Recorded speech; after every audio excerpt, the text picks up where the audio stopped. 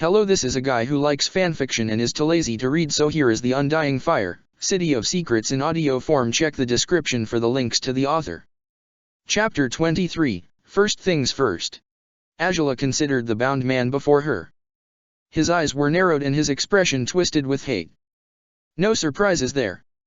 Long Feng was used to being in control, and all of that had been snatched away from him thanks to her brother and his companions. It amused her to see Long Feng declawed and defanged. His current helplessness was also exactly what she needed to put the rest of her plan into motion.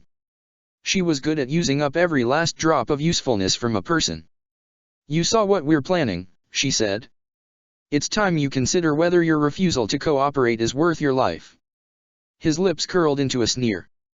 "Your little rebellion will be crushed just like every other rebel group that has come before you." Angela shrugged. "Probably." His brow furrowed. It was a moment before he spoke. "You don't seem concerned." She examined her nails, hiding the hint of satisfaction in her eyes. As expected, he had taken the bait. "Well, that's because I don't need them to win." The words lingered between them, soft and tantalizing for the treachery interlaced in every syllable. His eyes widened a fraction, and she noted the way he sat up straighter. There was no hatred in his expression now. He was curious. Searching. "Who are you?" he asked. "You're not an ordinary refugee." Her mouth curved into a sharp smile. "No." Long Feng's frown deepened as he waited for her to elaborate. She did not. Instead, she let him squirm for a bit, let him wonder upon whose mercy he now relied. The unknown was far more intimidating, and she wanted to keep him guessing. "I don't need you to succeed," she said smoothly. This was something she wanted to make very clear. "The power I wield is far greater than you or any of these peasants realize. However, lucky for you, there is something you have that I want." He eyed her with intrigue. "And what is that?" "Information." She leaned forward. "I can have these bonds removed. It makes no difference to me whether you're imprisoned here or not. You just have to tell me what I want to know." Long Feng stared at her for a moment. She could tell that he was trying to calculate just what kind of benefits he could gain from allying himself with her and whether it would be worth the risk. This was a man who wasn't satisfied with simply existing. He wanted power, and he had to believe that he could regain control of his power if he was to accept her offer. So she decided to give him a little encouragement. "Perhaps I can even find a use for you once I have control of Ba Sing Se. I have better things to do than sit around here governing a city. If you cooperate, I can guarantee a leadership position for you." A pause. "Of course, I'll expect you to prove your worth to me." He was quiet. Calculating. Angela went back to examining her nails. "All I have to go on is your word," he said a bit grudgingly, as if he didn't want to admit she had caught his interest. "Why should I believe anything you say?" She didn't glance at him as she allowed blue flames to dance above her fingers. "My word should be enough, don't you think?" Long Feng went very still. Foolish, power-grubbing peasant that he was, even he couldn't mistake the significance of a young female who could bend blue flames.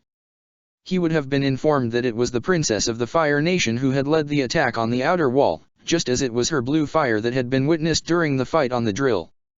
Now he knew she had the most powerful army in the world backing her. The question was whether he was self-serving enough to ally himself with an enemy. "Well," she said, snuffing out the flames and meeting his gaze. "Will you give me the information I want?" His brow furrowed. "What do you want to know?" Angela kept her expression composed, though she was purring like a smug wolf tiger inside. "The woman, Shizue. You had her captured and brainwashed into working for you. I wish to know if there was another woman with her." "Another woman?" "Yes. Think hard. I will not be impressed if you claim you can't remember." He shook his head. "There was no other woman. 53 was on her own when we caught her." "Did she tell you anything? Anything about herself or a woman who was with her?" She did not break under interrogation. Even maintaining mind control was difficult when it came to her. Angela pursed her lips.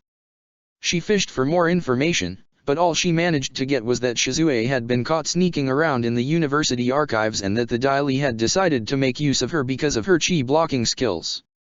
If anyone else had been in BA Sing SE with Shizue, Longfeng did not know anything about it.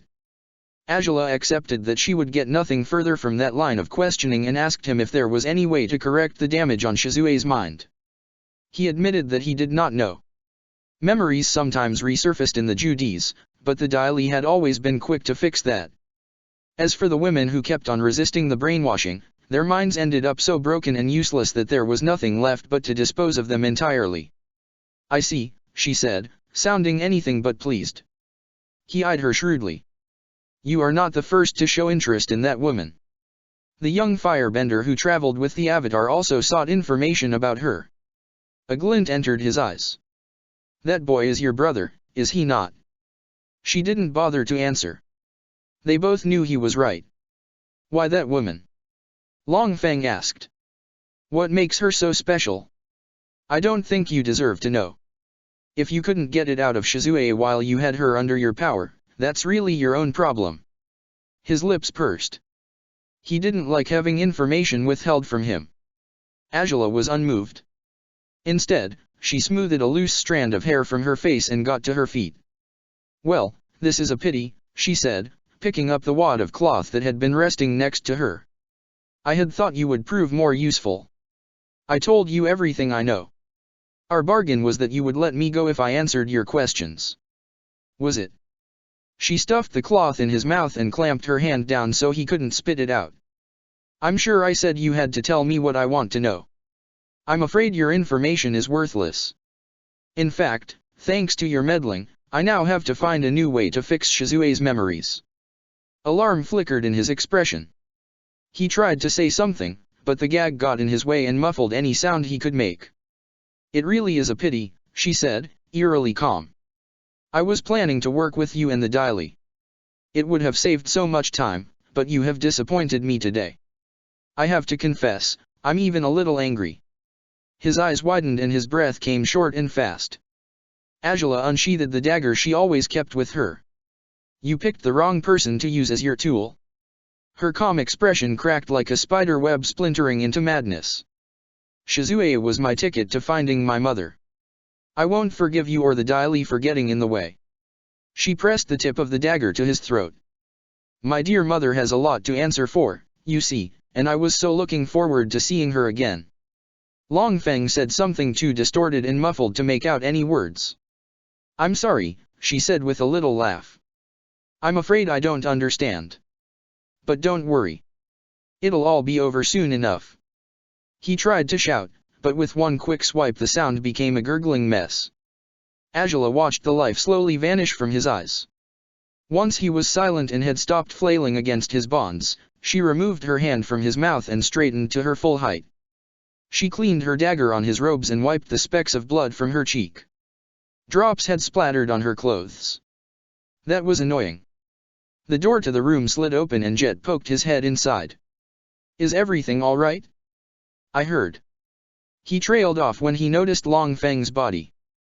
Blood still spilled from the deep cut to his neck. Angela sheathed her dagger. "Shizue was right," she said without emotion. "This man is useless to us. We'll have to get rid of the body so it doesn't stink up the place." Jet stopped her before she could walk past him. "Hey, wait." She raised her eyebrow in question. "Are you okay?" Her brow furrowed. Out of all the questions, that was not the one she had been expecting. He noticed her confusion and rubbed the base of his neck. Was that the first time you killed someone?" A soft laugh escaped her lips. "You don't need to worry. I'm not going to fall apart." Longfeng only got what was coming for him. "I know, but..." Angela pressed her finger to his lips. "It's fine. I'm fine. Just leave it at that." He exhaled. She felt the warmth of his breath and lips brush against her finger. A tiny shiver passed through her. Something seemed to shift between them, subtle and indescribable. Jet captured her wrist in his hand and lowered her hand from his mouth. Their faces were very close. "Rulin." Her heart thudded faster. Too fast. She cleared her throat and pulled away from him. Anyway, we should just focus on getting rid of the body. The words were said in a rush. She didn't even look at him as she slipped past him and exited the room. Her heart was still pounding in her chest. It was unnerving, more so than killing a man for the first time. She'd felt nothing but vicious satisfaction upon watching Long Feng's life slip away with the blood she had spilt. But Jet always snuck under her guard. He made her feel things she didn't understand. She brushed her finger against her lips. Lips Jet would have touched with his own had she let him. Angela let out a breath. She really needed to get a grip. Now was not the time to become distracted by silly teenage hormones. Jet was just a peasant. A tool she was using. So she forced all the flutters and blood tingling aside. Time to begin phase 2 of her plan.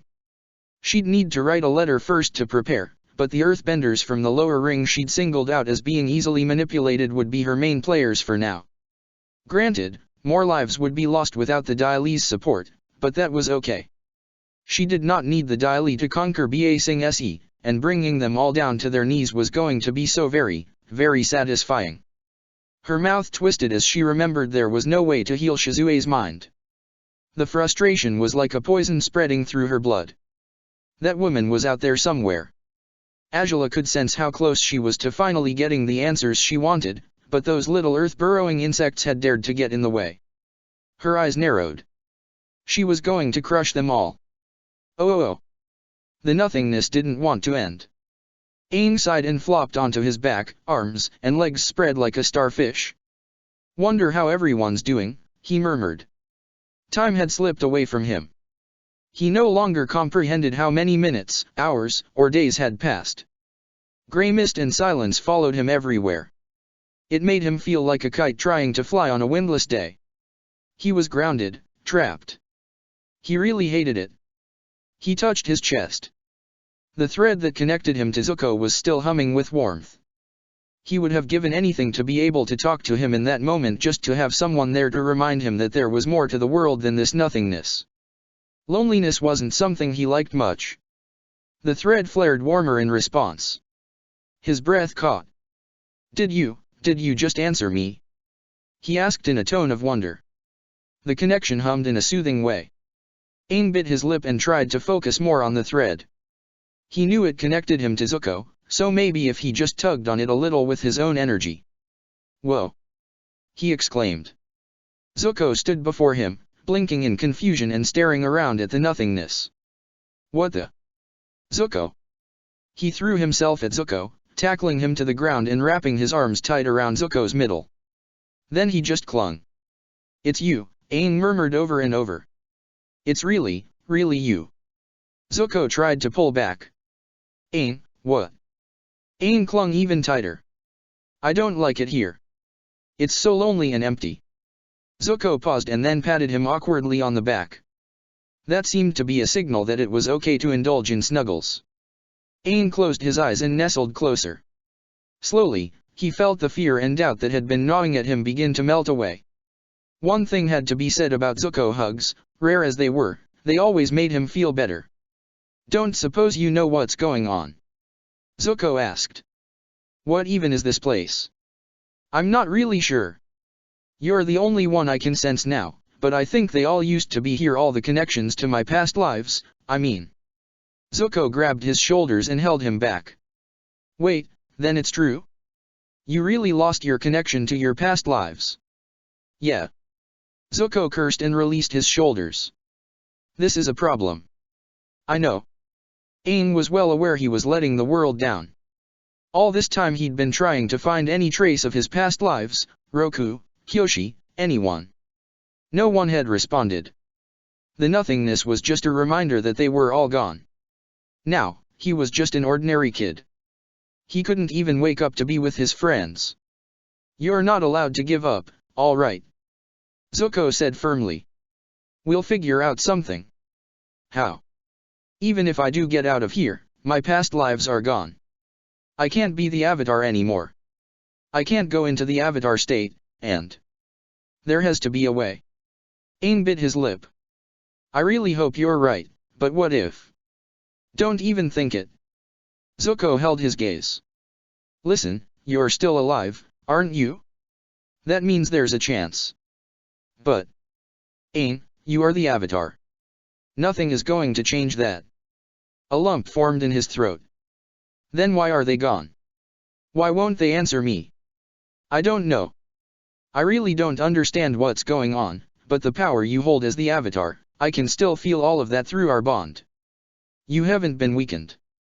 Maybe it's more like a wall is in place. Hope fluttered in his chest. So then I just have to find a way to tear down the wall. Zuko nodded. Just like when opening the chakras. It might seem impossible now, but I know you can do this. You just have to keep trying. Okay. Zuko gripped his shoulder in a reassuring gesture and got back to his feet. He opened his mouth to say something else, but his form flickered and he even turned a little transparent. Aang was standing in an instant and reaching for his hands. Wait. He cried. Don't leave me. Zuko blinked and tilted his head, as if listening to something only he could hear. I think someone is trying to wake me. Huh. I was dreaming. His form flickered again. Sorry, I can't. He vanished before he could finish his sentence. Aang stood there grasping at air before he slowly lowered his hands. His chest ached in a wave of loneliness and distress, but he pushed the feelings aside. He couldn't fall apart just because his friend had gone. Zuko had told him he had to keep trying. Aang had to be strong. I won't give up, Aang said with a strained smile. Promise. Oh. Zuko woke with a start and almost head-butted Katara in the face. He made a choked sound and backed up quickly. Sorry, she said, and her cheeks went a bit pink. I didn't mean to startle you. He shook his head. It's fine. Admittedly, he was confused about why she had been so close, but asking her was too awkward. It would feel like he was accusing her of something. Zuko was sure there was a perfectly rational reason for why she'd been all up in his personal bubble and watching him sleep like a creeper. Not that he had found her creepy per se, but her proximity had still been unexpected. His heart struggled to slow to its natural rhythm. Did you need me for something? He asked. Katara tucked her legs under her so she was sitting next to him on the bed. She lowered her gaze and fiddled with a loose thread on her Earth Kingdom robe. He noticed that Toph was no longer curled up between them or even appeared to be in the room.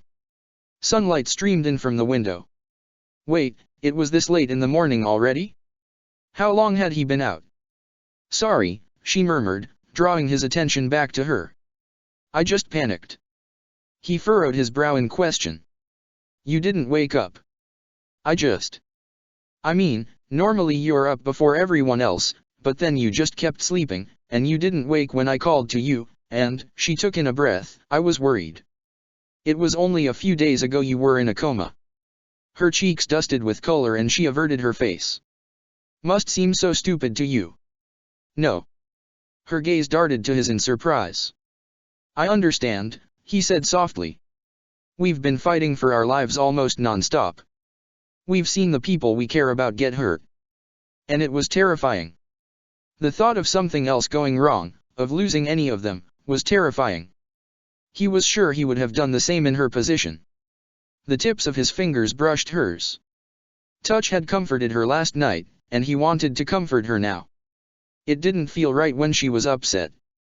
Katara was quick to accept the contact and let their palms meet as she held his hand. I don't think it's stupid, he assured her. I really don't. She let out a breath and raised their intertwined hands, pressing the back of his hand to her cheek. Her skin was warm and smooth. Thanks, she said with the beginnings of a smile. I think I needed to hear that. It felt like there was something stuck in his throat. He coughed to clear it. Oh, anytime. Her smile widened and she released his hand. Well, I'm glad you're okay anyway. Guess you were just tired. Can't blame you after everything that happened yesterday. Actually, I think Aang might have had something to do with that. Aang. Her eyes widened. What do you mean? Zuko explained how he'd been having a pretty ordinary dream until he'd found himself in some weird place with Aang. He'd thought his dream had changed at first, but the whole thing had felt too real. There was a chance his consciousness had actually been summoned to Aang through their bond. Is that possible? I don't know. I don't think it would have been possible before, but I sort of, pushed the bond too far when I was trying to keep him alive. This might just be some weird side effect. Do you think it's safe? He shrugged. Can't say. I didn't feel like I was in any danger, not like last time. But if you found it hard to wake me, then... He trailed off, not liking where that thought led. She frowned and recommended he speak to his uncle about it. Maybe Iroh would have a better understanding of what was going on. Zuko agreed that was a good idea. Still, now that he'd started thinking about his conversation with Aang, another, much more pressing, urge seized him. We need to get him back, he said. HRM. Aang. He's all alone, and he's miserable. Not to mention that the kid could no longer connect with his past lives. Katara's eyes filled with concern. She had always cared deeply for Aang. It therefore came as no surprise when she said she wanted to help Aang, too. The problem was how. Her healing powers had been useless in waking Aang up from his coma, and Zuko wasn't sure if he would fare any better. Still, they had to try. Aang had looked so crushed, it was an image that wouldn't leave Zuko. At least we should have no problem getting back to the farm now, she mused. He frowned at her in question. Iroh got the news this morning. The royal guards investigated the old city prisons and saw what the Dai Li have been doing. She shook her head bitterly. The agents claimed they were just following Shirang and Long Feng's orders. I don't know if I can believe that, but the Earth King decided to pardon them and allow them to continue protecting the city. Just like that. She spread her hands in a helpless gesture. What can we do? He's the Earth King. He gets the final say. Zuko gritted his teeth. I don't like it. How can we even trust them? After what they did to Toph. I know. I don't like it either, and I hate to think how Toph feels. She still hasn't said a word. But the Dai Li must realize they'll only cause problems for themselves if they try anything again. I don't think we have to worry too much. What about the Judies? He balled his hands into fists, thinking about all those women who'd had their minds rewritten. What happened to all of them?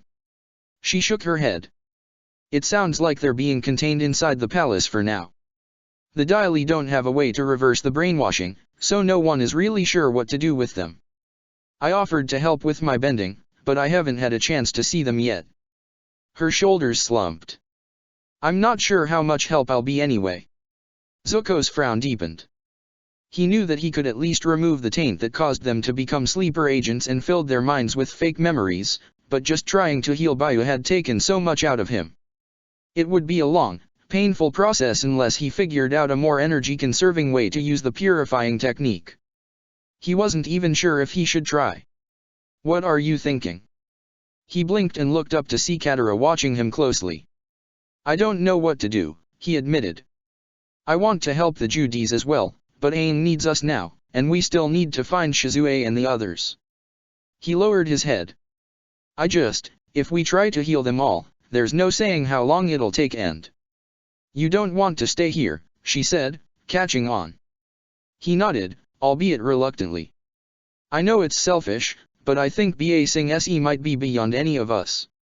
This place is a mess and, his voice took on a wistful tone, and my mother might be out there somewhere. If I can restore Shizue's memories at least, maybe I can find her. Maybe I can get all the answers I've been looking for. They both knew about my healing abilities. Shizue has to be able to tell me something. Katara placed her hand on his. I don't think it's selfish. It's only natural you'd want to find your mother and learn more about your abilities. He slipped free of her touch. But that's the thing. If I do what I want and leave, then what will happen to all those women? I know you couldn't really sense it, but I could feel what had been done to Bayu when I linked with her energy. It was sickening. Her mind wasn't her own anymore. He swallowed. And I think I might be the only one who can actually remove the taint from the Judies' minds. Doesn't that make it my duty to try? I mean, if I don't do anything, then who's to say they won't be used again? Who's to say they can ever fully recover or... She took his face in her hands and met his gaze. Listen, I'm going to tell you the same thing I told Aang when he started fretting like this. What's that? You're just one kid. She gave his head a little shake. Cut yourself some slack. There's no way you can do everything, so just focus on what you can do for now. His mouth twitched at the fact she had called him a kid. He was older than her, but he understood what she was trying to say. It was the kind of thing he would have said to her had their situations been reversed. Thanks, Katara. His expression softened into the smile of one sharing an inside joke. I think I needed to hear that. She grinned back at him, realizing he'd repeated her own words to her. Come on, she said, shifting her grip to his hands and tugging him with her off the bed. First things first. You said we need to get Aang back, right? Right. With that settled, they went in pursuit of the others.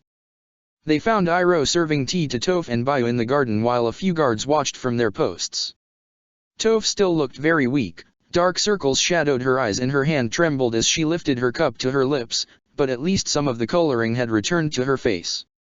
Katara's efforts had not been in vain. Physically, Toph was going to keep improving at a rapid rate. It was the mental scarring that wouldn't be healed so easily. Toph had closed herself off in silence, though she seemed to have latched onto him. Katara confided to him in a whisper that Toph had wanted to stick with him that morning, but Iroh had tempted her away to the garden so she could get some sunshine and fresh air.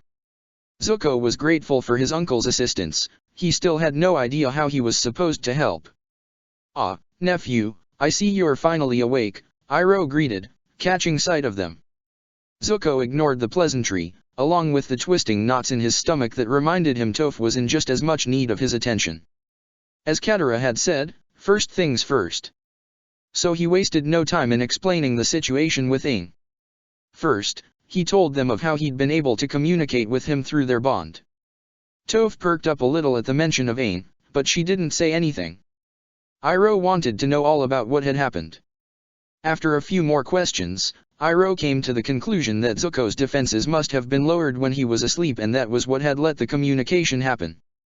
There's no saying if it's safe to allow such a close connection or not, Iroh warned, so you should be careful if it happens again. Zuko nodded, but admitted he didn't regret having the experience. Aang's consciousness appeared to be trapped in some kind of limbo existence. They needed to get him back as soon as possible so they could try to wake him. Katara chipped in to say that she was in full agreement. Iroh gave his nephew an unervingly shrewd glance. There's something else, isn't there? Zuko lowered his gaze. Trust his uncle to notice he was withholding information. Yes, he admitted. Aang, he's lost his connection to his past lives. Dead silence. Bayu's brow was furrowed in confusion and Topha's only reaction was a small intake of breath, but Katara and Iroh looked as if they'd been slapped. Isn't that what lets him go into the Avatar state? Katara asked. Zuko nodded. It's the source of his power as the Avatar. Without his past lives, he's just an ordinary kid. Iroh closed his eyes in a pained manner. This is unfortunate indeed. Zuko was quick to explain that he still thought there was a chance to fix the problem. Iroh hoped that Zuko's hunch was correct. It was Aang's destiny to restore balance to the world, and he wouldn't be able to do that without his full Avatar powers. Katara grabbed Zuko's arm. We should go now. There's no time to lose. He nodded and turned to leave with her, but a chuckle made them pause. I understand your urgency, Iroh said with a twinkle in his eyes, but aren't you forgetting something? Zuko and Katara gave him identical frowns. What? They said in unison.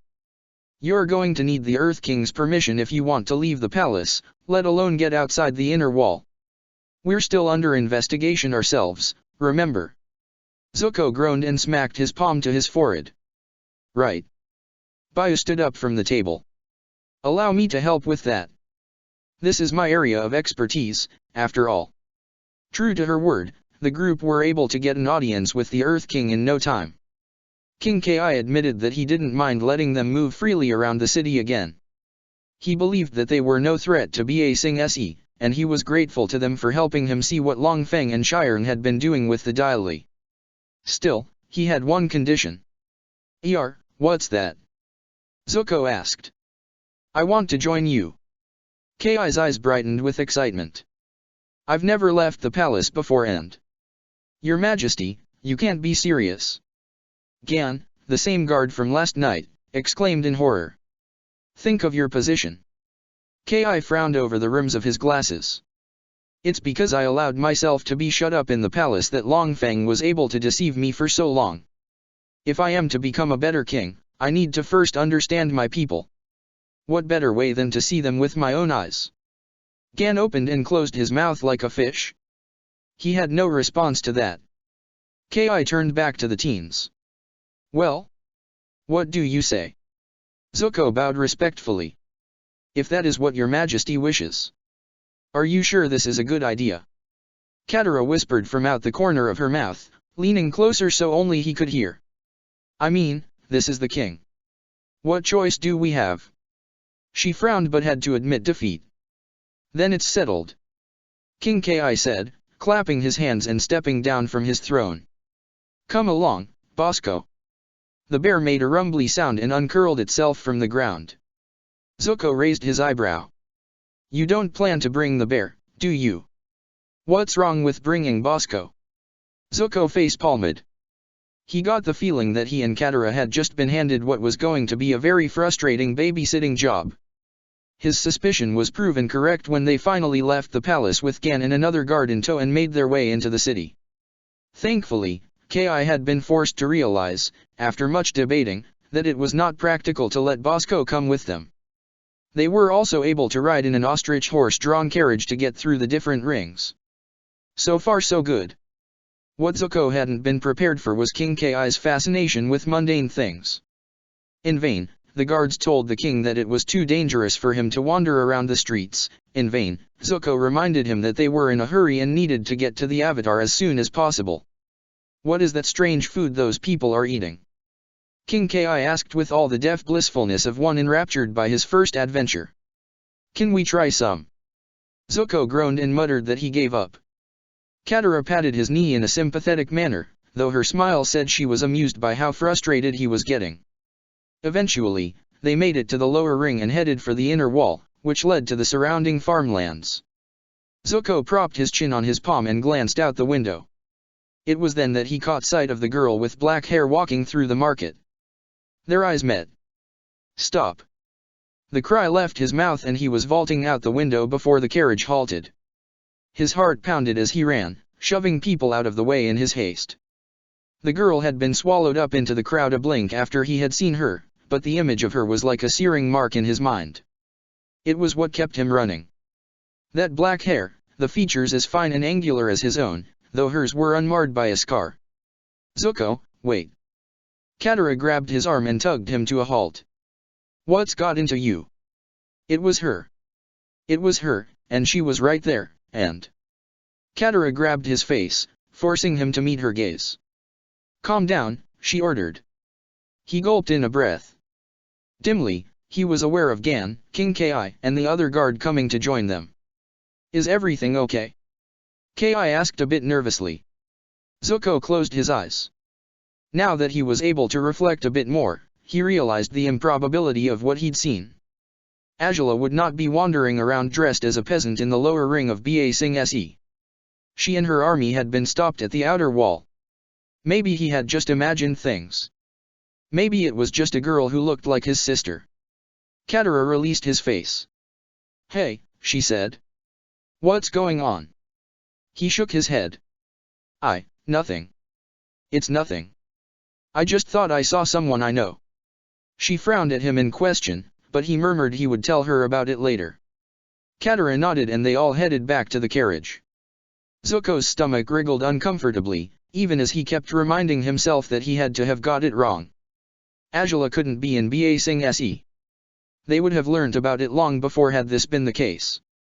His sister didn't like to keep her claws retracted for too long, and she had been seething with rage the last time he had seen her. There's no way, he muttered under his breath. But the uneasiness wouldn't leave him, and the amber-eyed girl he had glimpsed in the market continued to trouble his mind long after. Oh. I saw my brother. Ty Lee straightened from the stretch she had been doing. She'd just finished a routine with the street performance troupe. Angela, as usual, had come to meet her so they could head back to the apartment together. It was the only time they got some privacy. Really? Ty Lee asked. Where? In the market. He tried to pursue me. Angela laughed. You should have seen his face. He looked so horrified. Something cold and unpleasant stabbed through Ty Lee, but there was a note of sadness as well. Angela was so determined to strangle all the good feelings out of herself. What will you do? Nothing. Zuzu is too late. Everything is already in place. Then. We're not going to wait any longer. You know what they say, better to strike while the iron is hot. Ty Lee bit her lip and lowered her gaze. Don't you think this is moving a bit too quickly? What if? Relax. I have calculated and planned for everything. Ty Lee couldn't bring herself to say that it wasn't the idea of failing that worried her. In fact, it was quite the opposite. Angela was a brilliant tactician. There was little doubt in her mind that everything would work out as planned. Angela wouldn't let failure be an option this time, not after what happened with the drill. Ty Lee just worried that the cost of success would be too high. She worried that Angela had got too emotionally involved with Jet, that anger and feelings of betrayal would make Angela do something she would later come to regret. It was difficult to look at Mai's scarred face every day. It scared Ty Lee to think what Angela might do next. But then that was why Ty Lee stayed. She loved her friends. This was the only way she could protect them. Guess we won't have to live in that cramped apartment for much longer then, huh? Ty Lee said with all her usual cheerfulness. She giggled. You must be relieved you won't have to keep pretending with Jet. Looks like he's pretty hot for you. It must be awkward. Something flickered in Angela's eyes too fast to be readable. That peasant will probably try to get in the way. We'll have to keep an eye on him and his freedom fighters once we make our move. Ty Lee hesitated only a moment. What about Mai, Sokka, and Shizue? They will definitely interfere if they can. Angela's lips curved a fraction. Don't worry, I've already planned for that. That wasn't reassuring, but Ty Lee didn't argue. Instead, she smiled and praised Angela for always thinking of everything. To protect her friends, she would keep playing this game. She would perform her role as expertly as she performed acrobatics, always hoping that the time to act would never come. Always hoping that the friend she loved and who had helped her to have an identity all of her own would not keep on this path of pain and self-destruction. I see you, Ty Lee wanted to say. I know you're more than this. Angela wasn't lost yet. Ty Lee had to believe in that hope. Oh. I can't believe the Earth King is here, Chang Pyo said with wide eyes. Then he pressed his palm to his forehead. On my family's pig chicken farm. Katara smiled. He seems to like it. She wasn't wrong. Ki was fascinated by the pig chickens. He'd never actually seen one alive and was wandering around with his two guards and marveling at all the quaint things. It was so obvious that he had been shut up inside the palace his entire life that even Zuko found himself feeling sorry for the guy. Fortunately, Chang Pyo's family took it in their stride and seemed quite happy to accommodate the king and his questions. It wasn't often the farm was visited by Earth Kingdom royalty. Dongmei and Shuchun, in particular, seemed intrigued by the king and his fancy robes just as much as he was intrigued by their simpler way of life. Zuko and Katara along with Momo, who had taken up residence on his shoulder, left them to it and went inside the barn to retrieve Aang. Appa rumbled happily upon seeing them. Soon, both teens were covered in bison slobber. Zuko scrunched his nose. Thanks, Appa, he said dryly. It's nice to know you missed us so much. Katara let out a tiny snort of laughter and told him his hair was sticking up everywhere. Zuko proceeded to flatten it, but Appa just gave him another lick. He gave up and moved to where Aang was lying down on a makeshift bed. Something twisted in his stomach. I can try again, Katara murmured, coming to stand behind him. He nodded and made room for her. She knelt and gloved her hands in water. The soft glow of her healing illuminated Aang's face, making him appear somehow younger. She kept at it for a while, but it was no good. Her shoulders slumped in resignation. Zuko frowned but wasn't much surprised. they had both been prepared for this outcome. "Let's just get him back to the others for now," he said, helping her to her feet. He was still a bit on edge after seeing the girl who looked like Angela in the lower ring. It was a reminder that his sister wasn't the type to give up. If she had made them her target, she would find a way to get to them. Zuko didn't like the thought of their group being separated. They were too vulnerable that way. Katara was of the same mind. She wanted to find her brother, Mai, and Shizue as soon as possible. "We can start searching once we get Aang back to the palace," he suggested. She had no fault with this plan but asked him if he could watch the door for a second to make sure no one entered. She'd stashed her Water Tribe clothes and belongings in the barn and wanted to get changed back into them. Green just didn't feel the same. He turned to face the door without a word. Silence settled around them. Soon, all he could hear was the rustling of fabric. "Hey," she said after a moment. "Yeah. About you and Mai." His brow furrowed. "Mai? Yeah. Mai. Look, I know this is a random thing to be asking you, especially with everything going on, but I just wondered if you guys were, a thing." His frown deepened. "A thing? Yeah. Like boyfriend and girlfriend."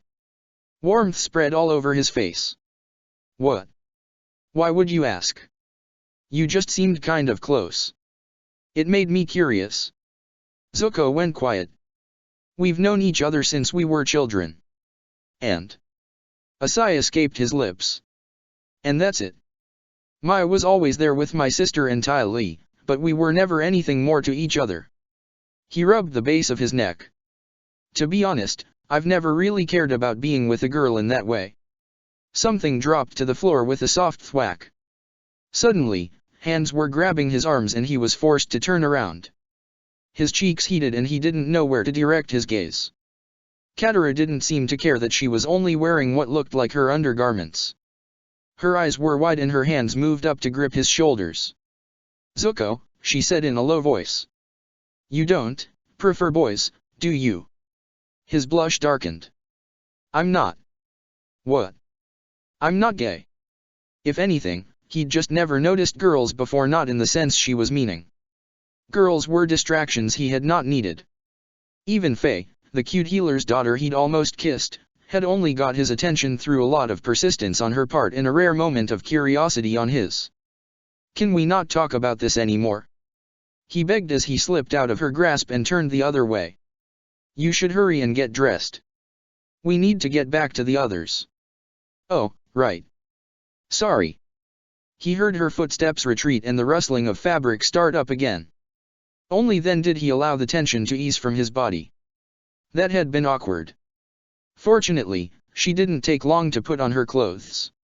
It was strangely comforting to see her back in her blue tunic and leggings. She looked more like herself. Plus, he could finally look at her again without feeling like his collar was too tight and his cheeks too warm. She finished by tying her necklace around her throat and then confirmed that she was ready. Zuko picked up Aang and together they walked with Appa and Momo out of the barn. Now that they no longer had to hide from the Daily, there was no need to keep Appa shut away. King Kai got very excited and wanted to know if Appa could indeed fly. A million more questions followed, including a request to ride on the bison. Zuko's temple twitched. "Be nice," Katara murmured, nudging him in the ribs with her elbow. "I didn't say anything," he pointed out. Her lips curved. "Your expression said enough." Zuko sighed. He could sympathize with King Kai to a point. It wasn't like he hadn't received shocks of his own when he'd first been banished from the Fire Nation or when he had later been forced to journey the Earth Kingdom as a peasant. But Kai's obliviousness and total lack of focus was getting on his nerves. Heck, even Katara's questions about his sexuality and whether he was dating Mai had bothered him. Just yesterday, Ba Sing Se had been in the hands of the Daily and Kai himself nothing more than a puppet. They'd almost lost Toph and Bayu, Aang was in a coma, they had no idea where Sokka, Mai, and Shizue were, and all the while Zuko knew that his sister was out there somewhere plotting her next move. This wasn't the time to be talking about love or having joy rides on a flying bison. "Hey," Katara said, softening her tone. "What's wrong? We need to leave." And since he was a prince and had spent 3 years being the captain of an unruly crew, it also wasn't very hard for him to get everyone back on task. It helped that the guards were just as eager to get the king back to the palace. They decided they would ride on Appa. It would be faster, and it was the only thing that would appease Ki, though it wasn't going to be easy since there was no saddle. Changpu's father gave them some rope so they could at least fashion some new reins. Zuko offered to steer so he could hold Aang and stop him from falling off. The rest would just have to ride bareback and not let go. Changpu came to stand next to Zuko while the others helped King Ki on top of Appa. "What will you do?" Changpu asked. "After this, I mean. Find the others. Sokka, Mai, and Shizue have to be in Ba Sing Se somewhere." Changpu lowered his gaze. "I guess this might be the last time we'll see each other then." Zuko made a non-committal sound. It was probably true. Ba Sing Se was not his home, and he had no desire to linger. It was only the plight of the Judees that made him hesitate. "Well, try not to do anything reckless. You get yourself into danger way too much." Zuko rolled his eyes. "You're starting to sound like my uncle. I'm just worried. Sharing this energy bond with you is pretty unnerving sometimes, especially when you decide to go and almost get yourself killed." "I know." Zuko met his gaze. "I'll be careful." Changpu smiled and gripped his shoulder. "Then good luck, Lee. I hope you can find your friends." Zuko nodded and finished saying his goodbyes to the rest of Changpu's family with Katara. Dongmei reminded him that he was her future husband, and she would expect him to come propose to her once she was older. Zuko wasn't sure how to respond to that, so it was a relief when Katara claimed her attention. Dealing with a kid's crush was awkward. Soon, he was seated on Appa, one arm looped around Aang to hold him secure against him while his free hand clutched the reins. The rest lay flat against Appa's back and held on tight. Zuko urged Appa into flight, and then they were soaring through the sky and leaving the farm far behind. "Guess it'll take a while to clean up all that damage," Katara observed. Zuko followed the direction of her gaze and saw the scarred remnants of the battle for the outer wall. Bits of the drill were still scattered everywhere, damaged tanks had been abandoned, and in the very far distance he could see what looked like Fire Nation ships. The army had not left. He frowned and clutched Aang more securely to his chest. "I can't believe there really is a war going on," Ki said in wonder. "You'd better believe it," Zuko said bluntly. "That war is right on your doorstep, and it isn't going to go away. Azula would strike again. It wasn't even an if, it was just a matter of when." His stomach twisted a little, as if to ask him if he would really just run from the city and leave the inhabitants to their fates if given the chance. Changpu and his family, Bayu, and the Judees, even the idiot king and his bear, they would all suffer if Azula got her way. Zuko gritted his teeth. First things first. It was becoming a bit of a mantra in his mind, but it was helping him to stay calm. Worrying about his sister and her plans could wait. For now, he just had to get Aang back to the palace. Oh. Azula folded up the letter she had received and tucked it inside her robe. She needed to find a place where she could burn it in private. A hand shot out and grabbed her arm, pressing her back up against the wall. The knife was already in her hand and going for the throat, only to pause when she found herself meeting intense brown eyes. "Jet," she said in a voice of forced calm. "What do you think you're doing?" Her heart was thudding uncomfortably against her ribs. He had managed to catch her off guard, that sneaky little peasant. "What's that letter?" he demanded. "You've been following me?" His grip tightened on her arms. "You've been acting strange all day. I was worried." His tone took on a hint of suspicion. "Now I find you're off sending and receiving letters on your own. What's going on, Rulin? Don't you trust me? Aren't we a team?" Her stomach fluttered despite the stern lecture she gave herself that he was just a stupid peasant who was now being quite inconvenient. They had never been a team, he was her tool. But her heart continued to pound and pound, and she hadn't even realized she had lowered the knife. He was so close. She could almost feel his breath on her lips. "We all have our pasts, Jet," she reminded him softly. "This letter is a part of mine. I need you to respect that." "Maybe I don't want to anymore." Maybe I'm tired of being kept in the dark. Then this isn't going to work. Her tone was clipped and precise, but her stomach twisted in a way she couldn't even comprehend. If he kept pushing her, she would have to act. She could not let him see the letter. "Do you really not trust me?" he asked, releasing one of her arms so he could brush his hand against her cheek. "Not even just a little." She raised her chin. "Isn't it you who doesn't trust me?" His brow creased. "You have to admit you haven't given me much reason to of late." "I'm not an idiot, Rulin. I know you're hiding something from me. Yet you still want me." The words slipped free before she could stop them. Jet's breath caught. She saw the way his throat bobbed, felt the faint tremor that passed through his body. Only a fool would have thought the reaction arose from fear. His gaze flickered from her eyes to her mouth. "Yes," he murmured, leaning even closer. "Yes, I do." Her eyelashes fluttered shut. Their lips met at last, a caress of the forbidden that sent shivers down her spine and made her body come alive. She pressed into him and curled her arm around his neck. One taste wasn't enough. They kissed again and again, letting their lips slant and part, tongues caressing and hearts pounding. It was a loss of control that had never felt so terrifying, so exhilarating. She didn't know how to stop. His hands gripped her thighs and lifted her up, helping her to wrap her legs around his waist. Angela was conscious of the heat building between them, hotter than the blue flames she wielded. It made her want to revel in the sensations that pulsed all through her, ignited by his lips and touch. She was burning. The fire was going to consume her, and for once she didn't care. It felt good. Better than good, if she were to be honest. "Maybe we should take this somewhere more private," he suggested with a little laugh. He sounded reckless. Just as reckless as she was feeling. Angela kissed him hard, tugging on his lower lip with her teeth before she pulled back to meet his gaze. "Do you have a place in mind?" "I'm sure I can find something." Her heart thudded with anticipation. She unhooked her legs from his waist and slid back to her feet. He grabbed her hand and led her with him through the streets, sneaking kisses whenever they could. They ended up getting a room at a seedy-looking inn, not that either of them paid much attention to the decor.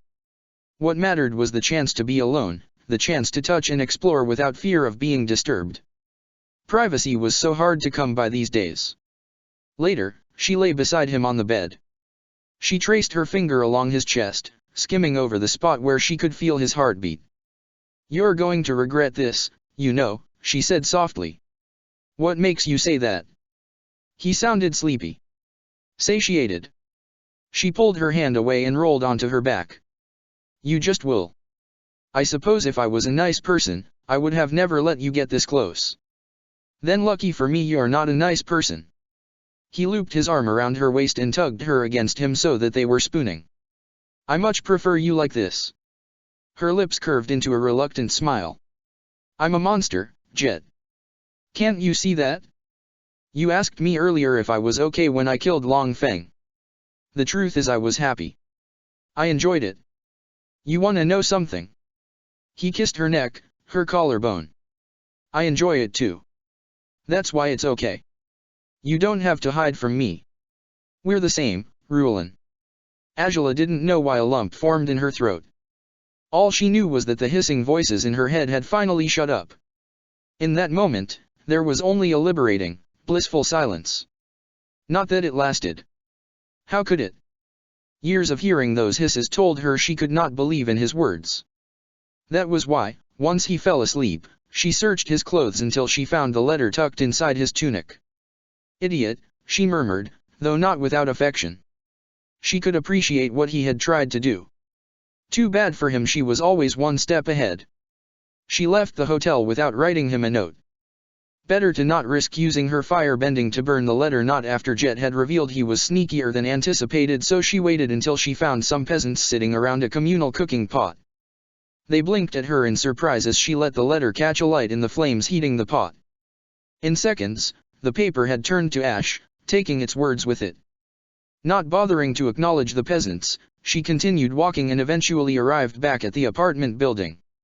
Jet would no doubt be upset when he awoke to find her not in the hotel room with him, but this was a much kinder form of punishment than the one logic dictated he deserved.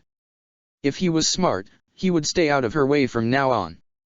If he was smart, he would not bring up the matter of the letter again. He would accept his defeat. Angela's lips curved into a wry smile.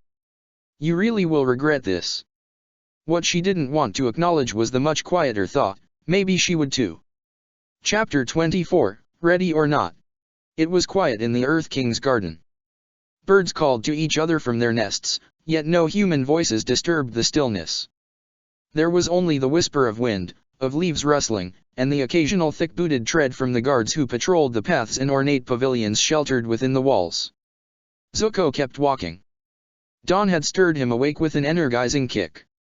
There had been no hope of falling back asleep after that, so he'd found himself exploring the different sections of the garden. Eventually, he came to a part with a low mound of grass that overlooked a pond and a weeping willow tree. The scent of lilacs filled the air. His throat got choked with a sudden lump. The garden reminded him of home. He could almost see his mother kneeling by the pond, a smile on her lips and gesturing for him to come closer. Come and see, Zuko. Look at all the baby turtle ducklings. He closed his eyes. The longing he felt for his mother was never far from his heart. It was a wound made fresh ever since he'd learned she might be alive. He missed her. He missed her with an aching intensity that was like 1,000 splinters burrowing into his soul. Yet he knew this was not the time to let his mind wander down muddled paths of yearnings and old hurts. Unstable emotions only got in the way of bending. He needed to be in top form if he wanted to be of use to anyone. There's nothing you can do for now, he told himself. Still, his feet would not budge. Something in him wanted to linger in this garden. He sighed and sat down on the mound of grass. Maybe there was no harm in staying, at least for a little bit. He decided to try meditating. It had been a while and he knew he needed it. Aang was still in a coma. They had also been unable to locate Sokka, Shizue, and Mai. Then there was the issue of the girl he had seen in the lower ring, the one who looked like Angela. Put simply, his mind was a mess. He inhaled deeply and tried to focus on the feeling of the sun giving him energy, warm, gentle, but also invigorating. He held his breath for a beat before exhaling. Footsteps approached. The light step sounded different from the guards who were on patrol. He opened his eyes and saw Toph settle next to him on the grass. She looked like she'd just crawled out of bed, all wild, unbound hair and sleepy eyes. His brow creased. You're up early, he observed. As far as he knew, she still hadn't spoken to anyone. Nor did she speak now. The fact she'd made it outside on her own showed that she was moving around better, though. That could only be a good thing. He decided not to push her for an explanation as to why she'd sought his company, she would speak when she was ready. So he relaxed once more and resumed his breathing exercises. Energy thrummed through him, illuminating his meridian paths to his mind's eye and touching upon the threads that connected him with those whom he had bonded. So much power at his fingertips. The feeling wasn't so frightening anymore. More familiar, like the throbbing of his pulse. He exhaled and breathed in again, now extending beyond himself, feeling the life all around him and how it was in harmony with the sun, how they were all connected by the same energy. Does it help? He stilled. Her voice sounded hoarse from disuse, a rusted thing that made his chest ache when he thought of how brash and loud she had always been before. He glanced down at her. She was still staring straight ahead, absently pulling bits of grass free and rolling the blades between her fingers. You mean meditating? He asked. She nodded. I guess. It's mostly just a habit now. All firebenders are taught to meditate, it helps with control. Toph said nothing. He watched her scatter the blades of grass and then sit with unnatural stillness, her eyes unblinking. Something twisted in his stomach. There was so much that needed to be said, so much she was still keeping silent. Meditating had made him more in tune with his power with her as well. He could feel the pain trapped inside her, twisted, festering, like rot eating into a moon peach. There was no balance. The healer in him wanted to fix it, but he didn't have the words. Her pride was a rock that held him off, he worried about shattering it carelessly. Still, he had to do something. Do you want to try? he asked. She twitched. What? Meditating. Sounds like you haven't really done it before. She pulled her knees up to her chest. I don't think it will do anything. I'm always in control of my element. It's how I see. I suppose. He didn't point out that meditation was more to do with finding a sense of calm and harmony, not just connecting better with her element. She wasn't stupid. He gently pulled her hands away from her knees. Let's try anyway, okay? Her eyes widened and her grip tightened on his hands a bit convulsively. For all her attempts to appear like stone, her vulnerability was bared in the way she greedily latched onto his touch. What are you doing? She asked. Just relax, he murmured. I'll help you through it. Some of the tension eased from her posture.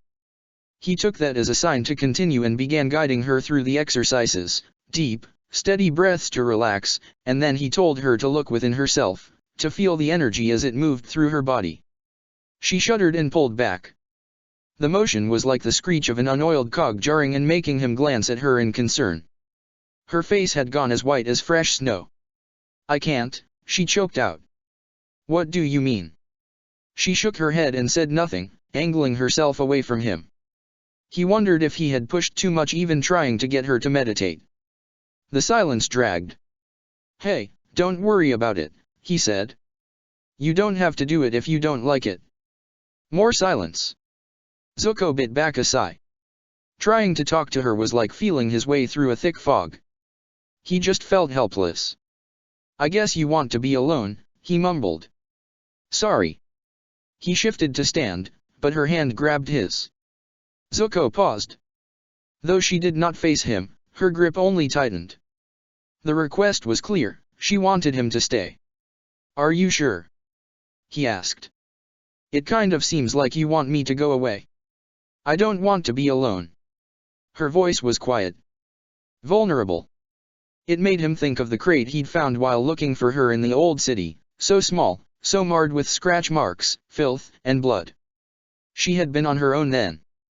He settled back next to her on the low mound of grass.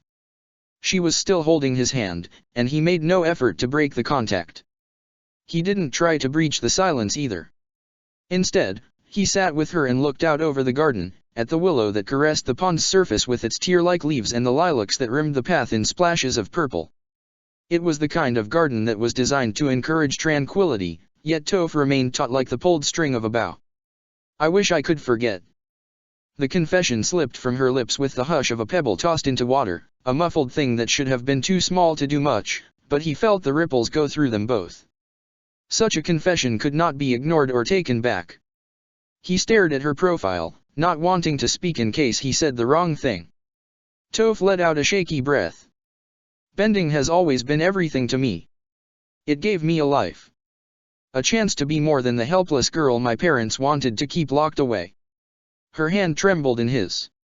But now it just feels wrong. All I can think of is that room. I remember how thirsty I was. I remember their screams. I remember the way their bones just snapped, and I. She shuddered again. He was startled to see a few tears roll down her cheeks. Zuko had never seen Toph cry. Not knowing what else to do, he released her hand so he could instead wrap his arm around her. She curled into him without hesitation, hiccuping a little and clutching at his tunic like a drowning thing. It struck him then how small she was, how young, but also how impossibly brave. Not many other people could have come this far without crumbling. I'm sorry, he murmured. I wish I had got there sooner. You shouldn't have had to go through that. She shook her head. I was the one who. Don't. He held her tighter. Don't ever blame yourself, Toph. You were amazing. We're the ones who failed you. We were supposed to have your back, and we didn't. More tears fell and dampened his tunic. It's just, I really thought I could do it all on my own. Another shudder. I'm glad you came. You and Katara. Zuko rubbed her back soothingly. Others might have told her empty platitudes then just to fill the silence, but he didn't have the heart. He knew that nothing about this situation was okay. It probably wouldn't be for a while. Not for her. She had been forced to suffer, to kill. It was no wonder she wanted to forget it all. Eventually, her exhaustion caught up to her and she fell asleep in his arms. Zuko got to his feet, now carrying her, and headed back to the guest chambers. He laid her to rest on the bed. Even in sleep, she didn't look peaceful. Her jaw was clenched tight and her eyes were red and puffy from crying. "How is she?" He turned to see his uncle standing in the doorway. Zuko shook his head in a helpless gesture. "She's talking again, but I don't think we should expect more from her." His stomach twisted as he remembered what she had confided. "It sounds like bending is distressing for her now. It brings back bad memories." Iroh nodded in understanding. The poor child has been through a lot. It would be best to let her rest.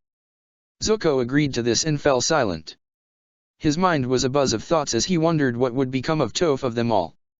They had come so far together, but there was no denying Ba Sing Se had taken its toll. Too many people had been hurt. "Uncle," he said grimly, "I want to resume my training." Iroh raised his eyebrows. "Training? We don't know how long it will take to find Sokka, Mai, and Shizue. The city is huge, and they're probably hiding somewhere. I don't want to just sit around. You and I both know we haven't seen the last of Azula, and there's no saying if we can even trust the Dai Li to behave." He met his uncle's gaze. "You're the only one who can teach me. Please, help me to master the advanced techniques." Iroh's brow creased. "It won't be easy. You've only just moved on from the basic steps." "I know, but I have to get stronger. I want to protect my friends." "That is a noble desire." A smile curved Iroh's mouth. "Very well. We'll start as soon as you're ready." "Then let's start now." There was no time to waste. For the sake of his friends, for the sake of all of those who had been put in danger because of his choices, Zuko would make sure he got stronger. Next time, he would be ready. Oh. Sokka frowned at Inlay. Neither Jin nor Wan were at home, and Inlay was sprawled on a bunch of floor cushions and picking at the food stuck in his teeth with a toothpick. His eyes were bloodshot. The scent of rice wine lingered on him like a cloying perfume. "You haven't been drinking again, have you?" Sokka demanded. Inlay waved a dismissive hand. It's fine. You stink of the stuff. I'm telling ya, I'm as sober as a cow rabbit's backside." He tossed his toothpick aside and sat up straighter. "Now stop your fussing." Sokka pursed his lips. He wasn't sure what a cow rabbit's backside had to do with being sober, but whatever. At least Inlay wasn't slurring his words or stumbling around like a boneless fish. It would have to do. "So," Sokka said, taking a seat opposite him and deciding to get to the heart of the matter. "How did it go? Did you find anyone who can help?" Inlay flashed a grin. "Oh, I found all right." He reached into his pocket and pulled out the pie show piece that he liked to carry around with him, which he spun between his fingers. "My old man taught me a thing or two before he was taken by the Dai Li. Those bastards thought they crushed the order, but the ancient ways haven't been forgotten." He slammed the tile down on the low table. "Give me a week and I'll have even more people." "We might not have a week." Inlay's grin faltered. "Here now, boy, don't go killing the buzz before we've even got started." His brow pinched. "Though I'm damned if I know how you even found out about the order." "Simple deduction. What can I say? I'm kind of a genius." Inlay stared at him flatly before barking out a laugh. He clapped Sokka on the shoulder with his big, meaty hand. The impact had Sokka almost face-planting the floor. "You're a funny one," he said, still chuckling. "All right then, Mr. Genius. You just keep up your side of the plan and we'll do ours. Don't ya worry your head. We'll make sure you get no nasty surprises." Sokka managed a smile. "Thanks." For all his boasting, he had been unsure if following the trail of the White Lotus tile would lead him to anything. Finding out about the secret society had given him hope, but then he'd learned it had been silenced and disbanded by the Dai Li years ago. Now, Inlay was trying to reunite the members who had not been captured or killed, the ones like him who had given up in despair after the deaths of friends and loved ones, but now were ready to fight again. Sokka just hoped the other White Lotus members hadn't also turned to drink to drown their sorrows over the years. "Listen," Sokka said, "if you..." The door opened and Jin and Wan entered. The two were carrying what looked like sacks of vegetables and rice. They must have been at the market. Jin took note of his presence and quickly scanned the room. Her shoulders slumped. "Luan isn't with you," she observed. Sokka scratched his cheek. No. Sorry." He wondered if Jin had been told or even realized that the boy she had a crush on was actually a girl. The whole situation was awkward as heck. He hadn't dared ask Mai any more about it, much as he was tempted to after the little kiss confession slip. Best not to put his nose in that business. "Well, I'd better get back," Sokka said, standing up from the cushion. "I'll see you guys around." Inlay gave him a lazy wave and went back to picking at his teeth. It was Jin who stopped Sokka with a tug on his sleeve. Her grip was surprisingly tight. Sokka held back a wince at whatever was about to come out of her mouth. Every male instinct in him warned this was going to be uncomfortable. "Need something?" he asked. She bit her lip. "Is Luan home?" Probably." Mai didn't like the lower ring and had made it clear she had no desire to be out on the streets when there was no need. The last he'd seen of her, she'd been sharpening her many knives while Longshot entirely attempted to recreate some kind of sweet they'd tried in the market. It had been more distracting to see those two working together in the kitchen than anything else. A breath escaped Jin's lips. "Then I'll come with you." Sokka opened his mouth to say that might not be a good idea if Mai wanted to talk to her, she would have done so by now, but then he closed it again. The stubborn tilt of Jin's chin told him that she wouldn't back down. Not from anything he could say in any case. "All right," he said with a shrug. It wasn't his place to meddle in Mai or Jin's affairs. The girls would have to sort out their own problems. The two left the apartment and walked down the hallway. Sokka stilled when he saw Azula facing off against Jet outside the door to their own apartment, for that was the only way it could be described. Azula's lips were pursed a fraction as she stared at Jet. He, on the other hand, stood with his hands clenched at his sides, breathing harshly. The tension between them was so thick that Sokka thought he could have reached out and touched it. When Jin tried to keep walking, he quickly pulled her back and pressed his finger to his lips. This was a conversation he did not want to miss. Fortunately, she was nosy and didn't mind eavesdropping with him. "I warned you to drop it," Azula said in a cool voice. "I can't do that." "You will if you know what's good for you." "Is that meant to be a threat?" Jet stepped closer, backing her against the door. "To me, it sounds like you're just trying to run away." His fingers schemed her cheek. "What are you so scared of?" She let out a scornful laugh. "I'm not scared of anything." "Then why have you been avoiding me?" "Why won't you?" Azula slapped his hand away. "Don't get cocky." Jet froze. "You've got some nerve." "The one who has some nerve is you." She stepped away from the door so that he was no longer crowding her space. "You tried to steal my letter. You're lucky I even bothered to humor you that night." Her voice turned icy cruel. "Just what did you think was going to happen?"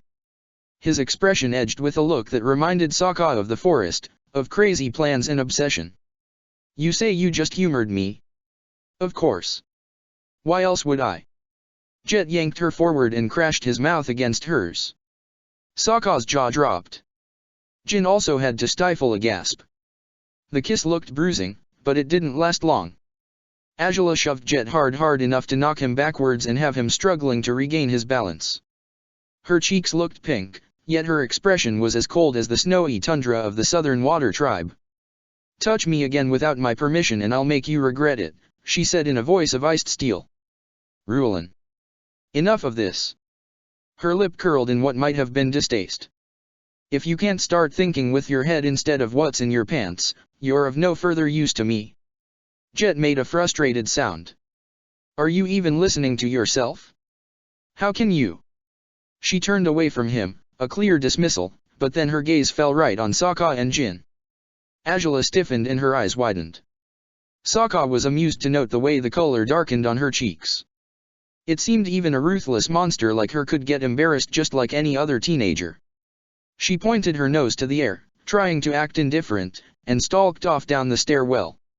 Sokka let out a low whistle once he knew she was out of earshot. "I can't believe you kissed her," he said. "You know she's totally crazy, right?" Jet straightened his tunic. "She's not crazy. Trust me. Getting close to that girl would be like wanting to date a viper spider. If you want my advice, you should stay away from her." Jin tilted her head. "Is Rulin really so bad? I'll admit she's a bit proud and standoffish, but it's not like she's a horrible person." "Just trust me on this one," Sokka said. "Rulin isn't who you think she is." Jet's eyes narrowed. "You've said something like that before. Just what do you know about her anyway?" Sokka blinked as he realized the trap he had created for himself. A part of him did want to say the truth, but he knew the time was not right.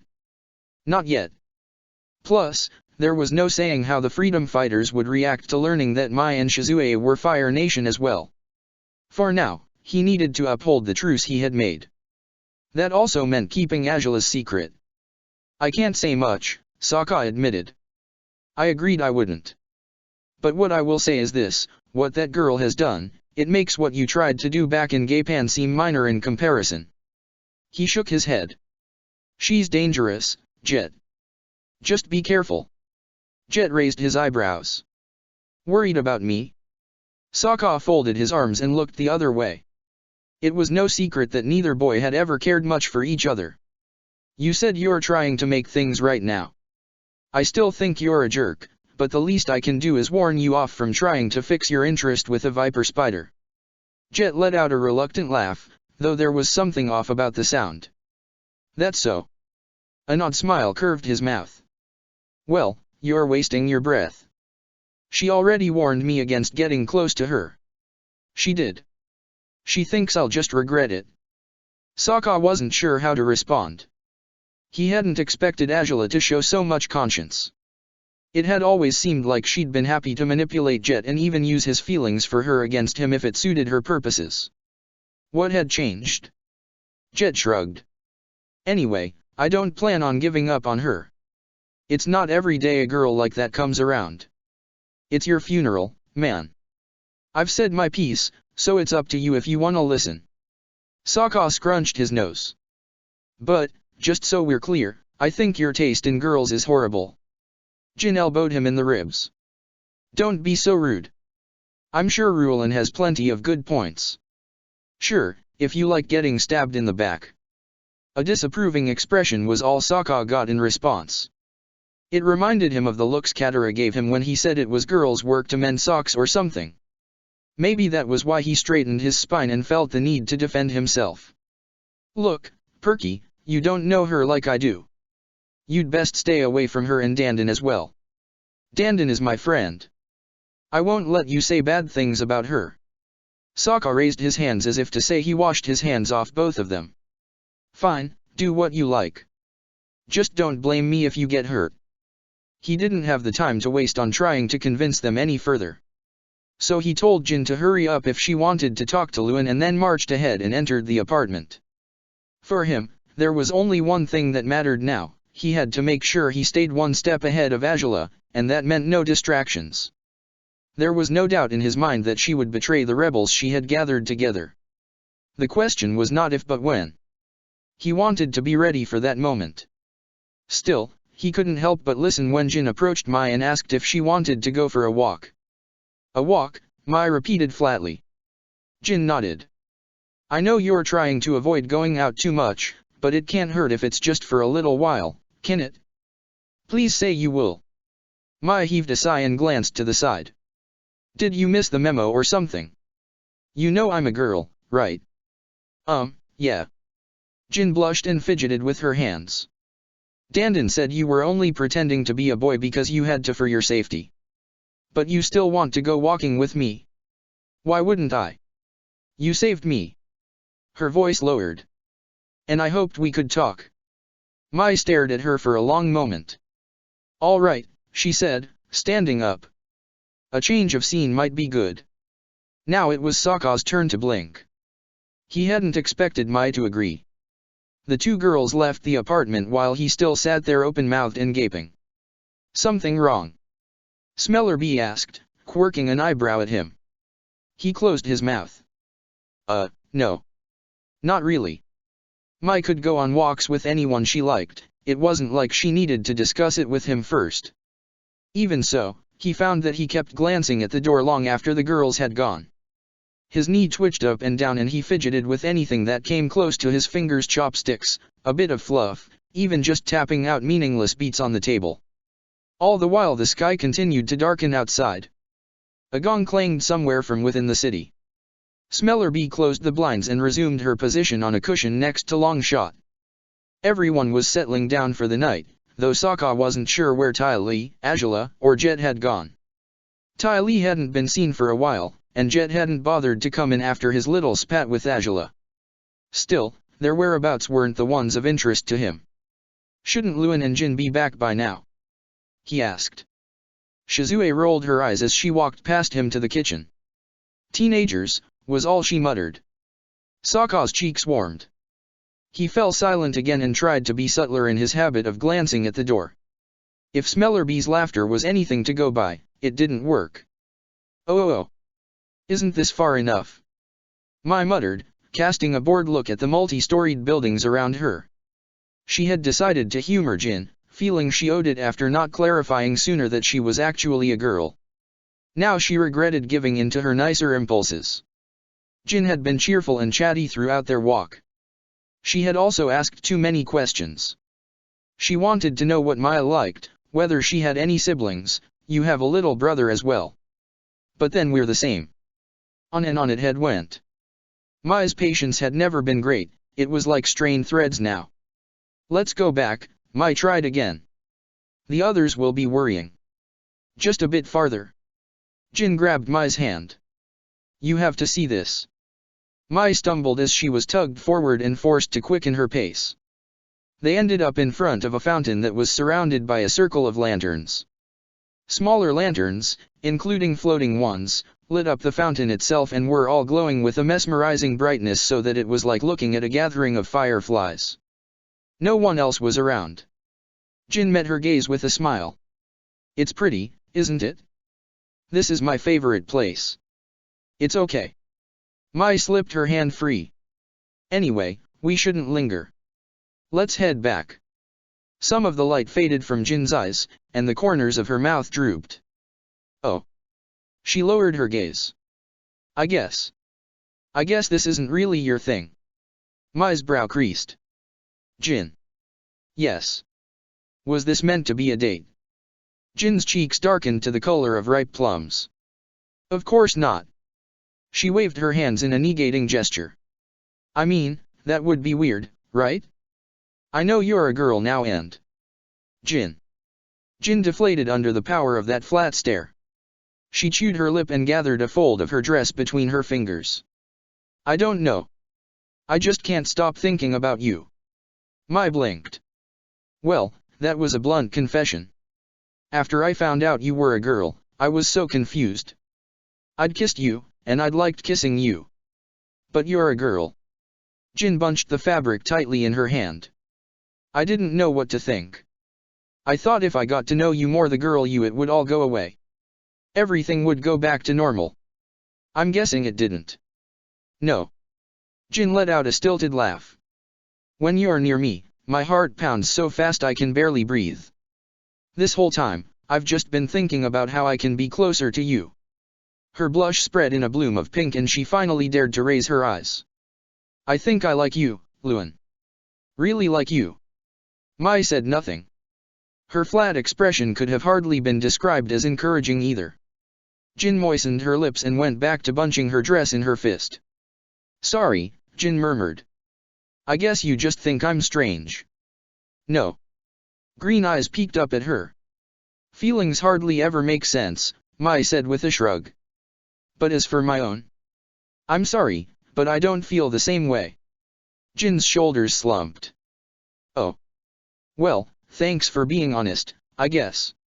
Mai said nothing further on the matter and simply suggested they head back to the apartment building.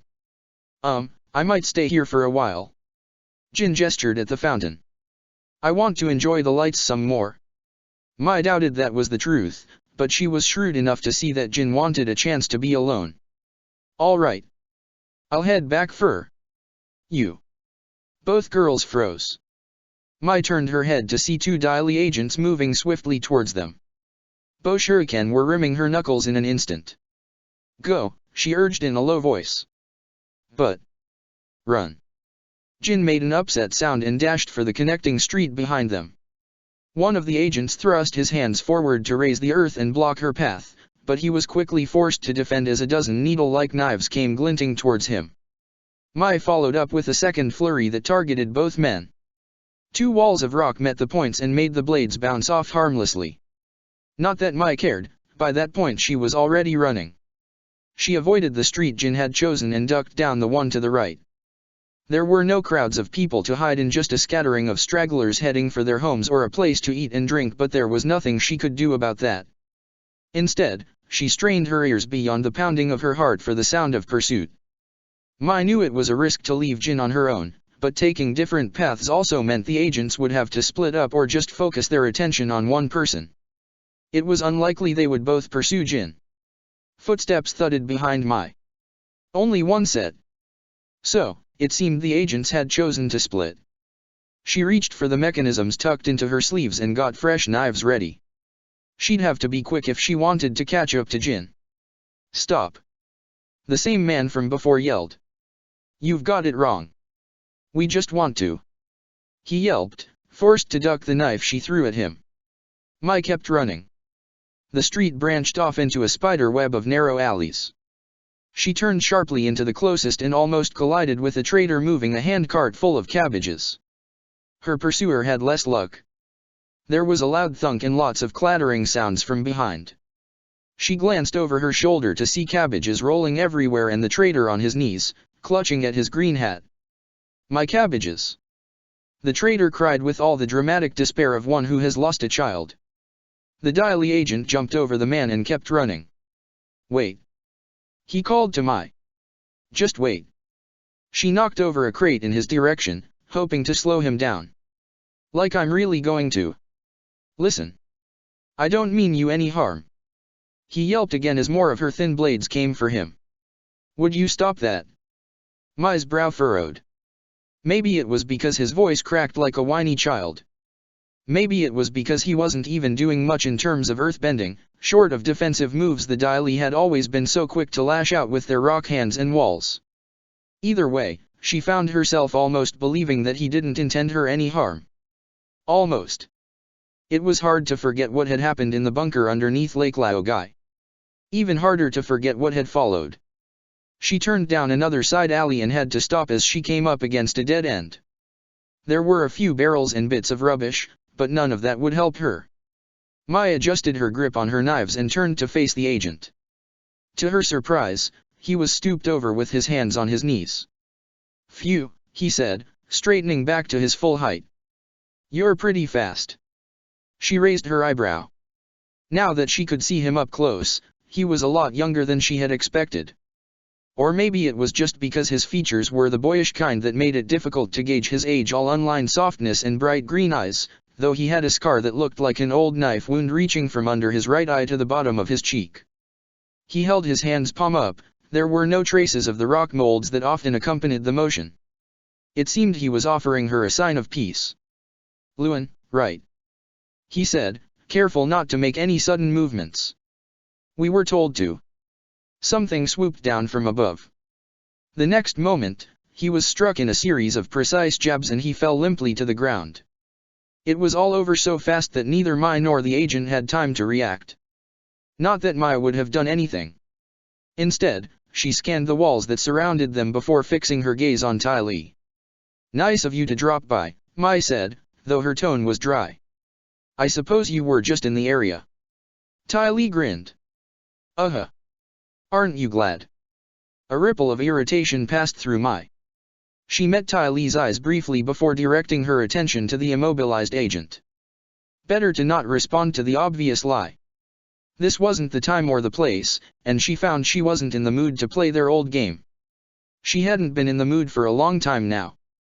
Undaunted by the lack of response, Tai Li smiled and leaned over her victim, nudging his hat back with the toe of her boot. Hey, this one's not bad.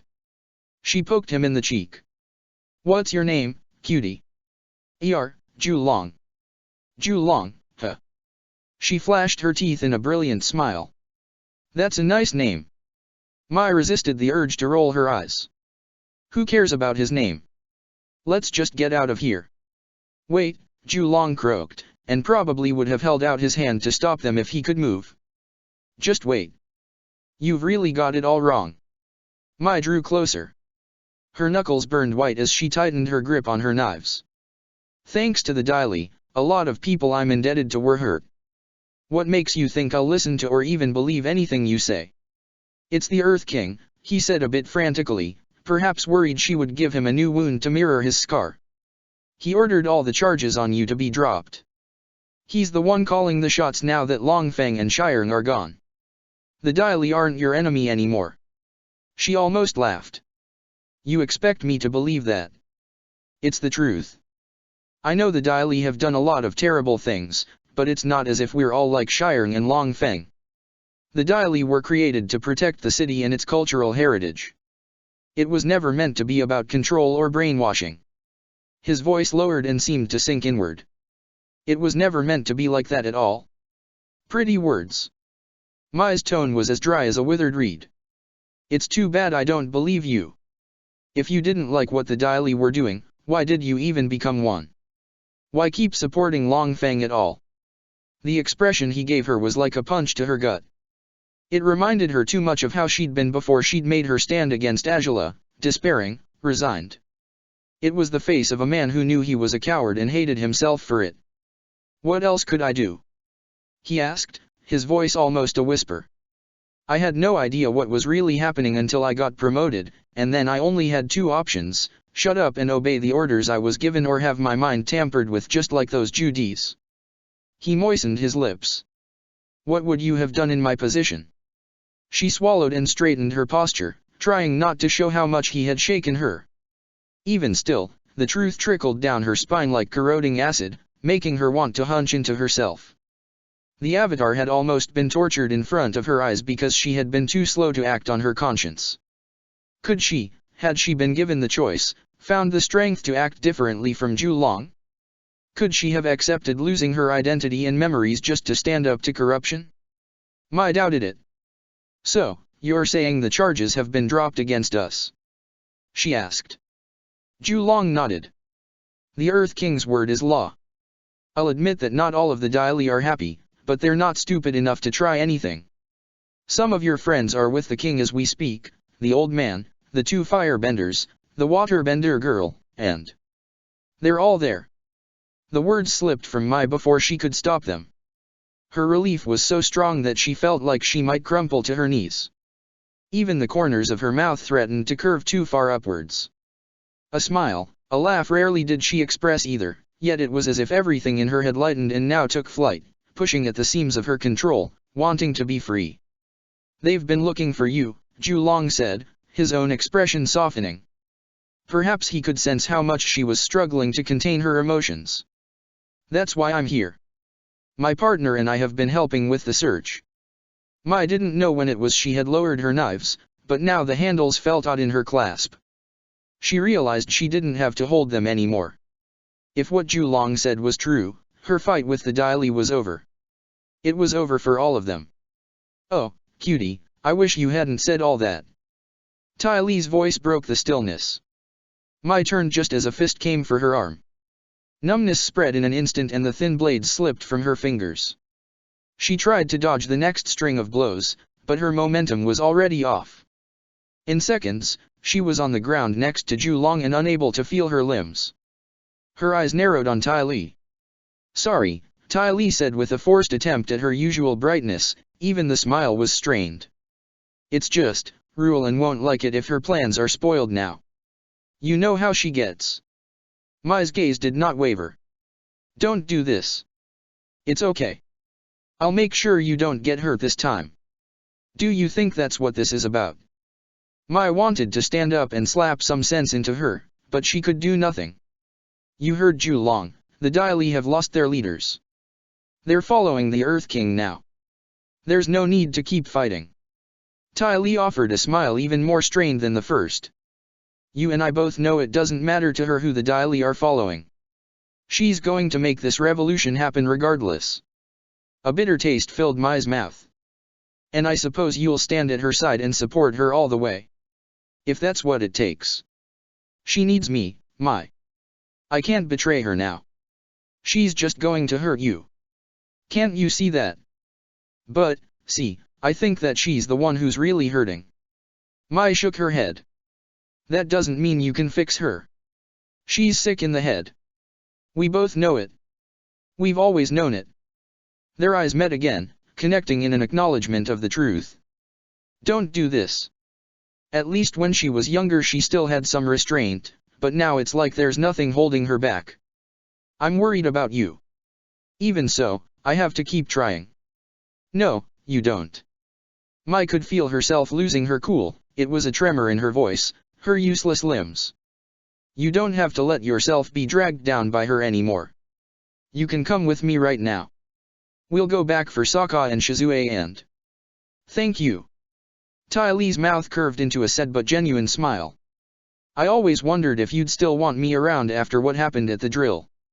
I mean, I was the one who got in your way and made it impossible for you to escape with the others. Now I know you still care.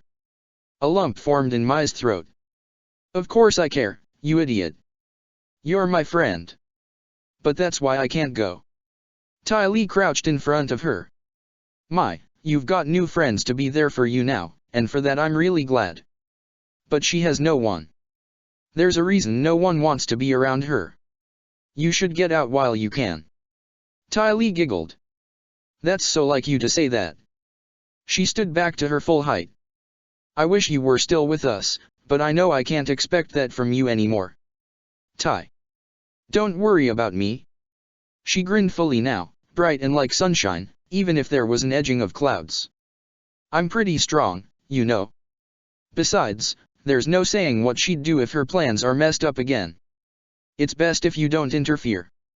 I don't know if I'll be able to protect you otherwise. Damn it, Ty Lee. Mai strained against the paralysis keeping her frozen. You have to see that she's too far gone now to help. She doesn't need your friendship, she just needs to be stopped. Look at what she did to her brother. Look at what she did to me. The clouds in Ty Lee's smile darkened. I know. I'm well aware of what she's done. Then why? Because I still see her. What? The girl who encouraged me to be my own person and not stay as part of a matched set. She wasn't a monster. She was just a girl who wanted her friend to be happy. Ty Lee hugged her arms to herself. I know she's done awful things and has only got crueler over the years, but I don't think she's as far gone as you say. I won't believe it. A wistful tone crept into her voice. I mean, it's never too late, right? Mai could only shake her head. She'd already said all that she could. It was obvious that Ty Lee wasn't going to listen. Ty Lee straightened from her huddled posture. Anyway, we'd better get moving. We've lingered here too long. She placed her thumb and forefinger in her mouth and let out a loud whistle. Two men dropped down from the other side of the wall. Mai recognized them as the earthbenders who had guarded the base where all the rebel meetings had been held. Julong's eyes widened and he wriggled feebly, trying to get away. Mai got the impression he'd only been still and silent before because he'd been hoping she'd be able to convince Ty Lee to release them. You guys can carry them, right? Ty Lee asked. Ruelin will want them taken back to base and locked up for the meantime. No problem, the bigger man said with a smile that showed a few missing teeth. He hauled Julong up by the scruff of his robe. Hey, wait. Julong caught Ty Lee's gaze. Shouldn't you rethink this? I mean, that girl just said. SHH. Ty Lee stuffed a handkerchief in his mouth. You really shouldn't talk so much, cutie. It's gonna get you in trouble. All the color drained from his face. She patted his scarred cheek and then nodded to the earthbenders. Mai didn't resist as she was picked up. There was no point. It would be a while before the chi blocking wore off. What happened to Jin? Mai asked instead. You were tailing me, right? You must have seen the other Dai Li agent go after her. Oh, I sent her back home, Ty Lee said in her easy way. I helped her first since I knew you could handle yourself. Mai kept her expression blank as she accepted this information. It was only later, once they reached the underground base and she and Julong were locked up in a storage room, that she allowed the tiniest of smiles to curve her lips. Julong noticed the expression and stared at her as if she had grown a second head. What can you possibly find amusing about this situation? He demanded. I can't believe we're being held captive by lower ring rebels. We're probably going to be killed. The metal cuffs encasing his hands and feet rattled as he shifted uncomfortably. If only I could bend. Relax, Mai said, leaning back against the wall. She was also chained and all of her weapons had been removed. I don't think we'll be stuck here for long. Huh? How do you know? Because Ty Lee made a mistake. She let Jin go. Julong's brow creased. Do you mean that girl will help us escape? No, but I suspect he will. More creases. He. Mai didn't bother to explain. She relaxed more against the wall and closed her eyes. Jin was a chatterer, after all. There was no way she'd be able to keep the evening's events to herself. All Mai had to do was wait. Oh. Sokka stared at the knife resting on the table, watching the way the candlelight caught the blade and made the inscription glow. It was the pearl-handled one that Zuko had given to Mai when she'd lost all of her other weapons.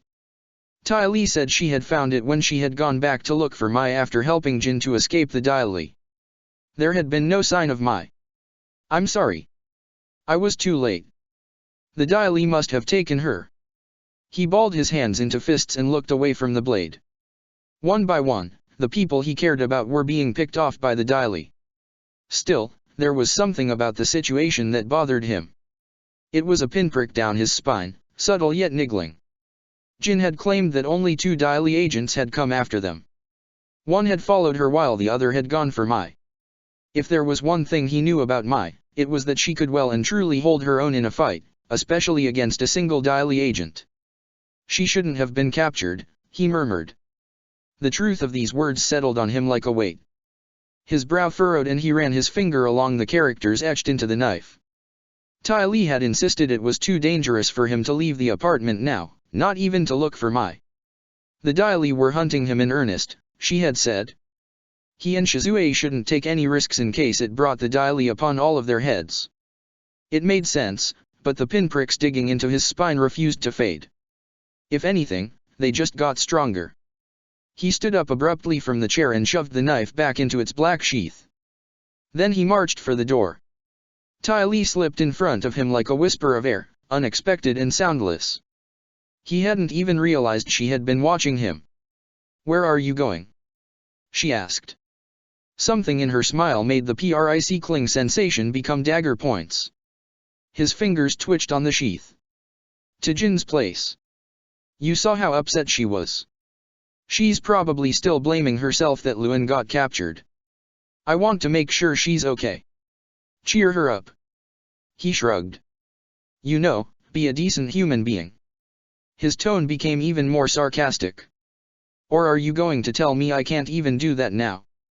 No, I think that's a good idea. I'll come with you. This time it was his gut that twisted. He wasn't even sure why.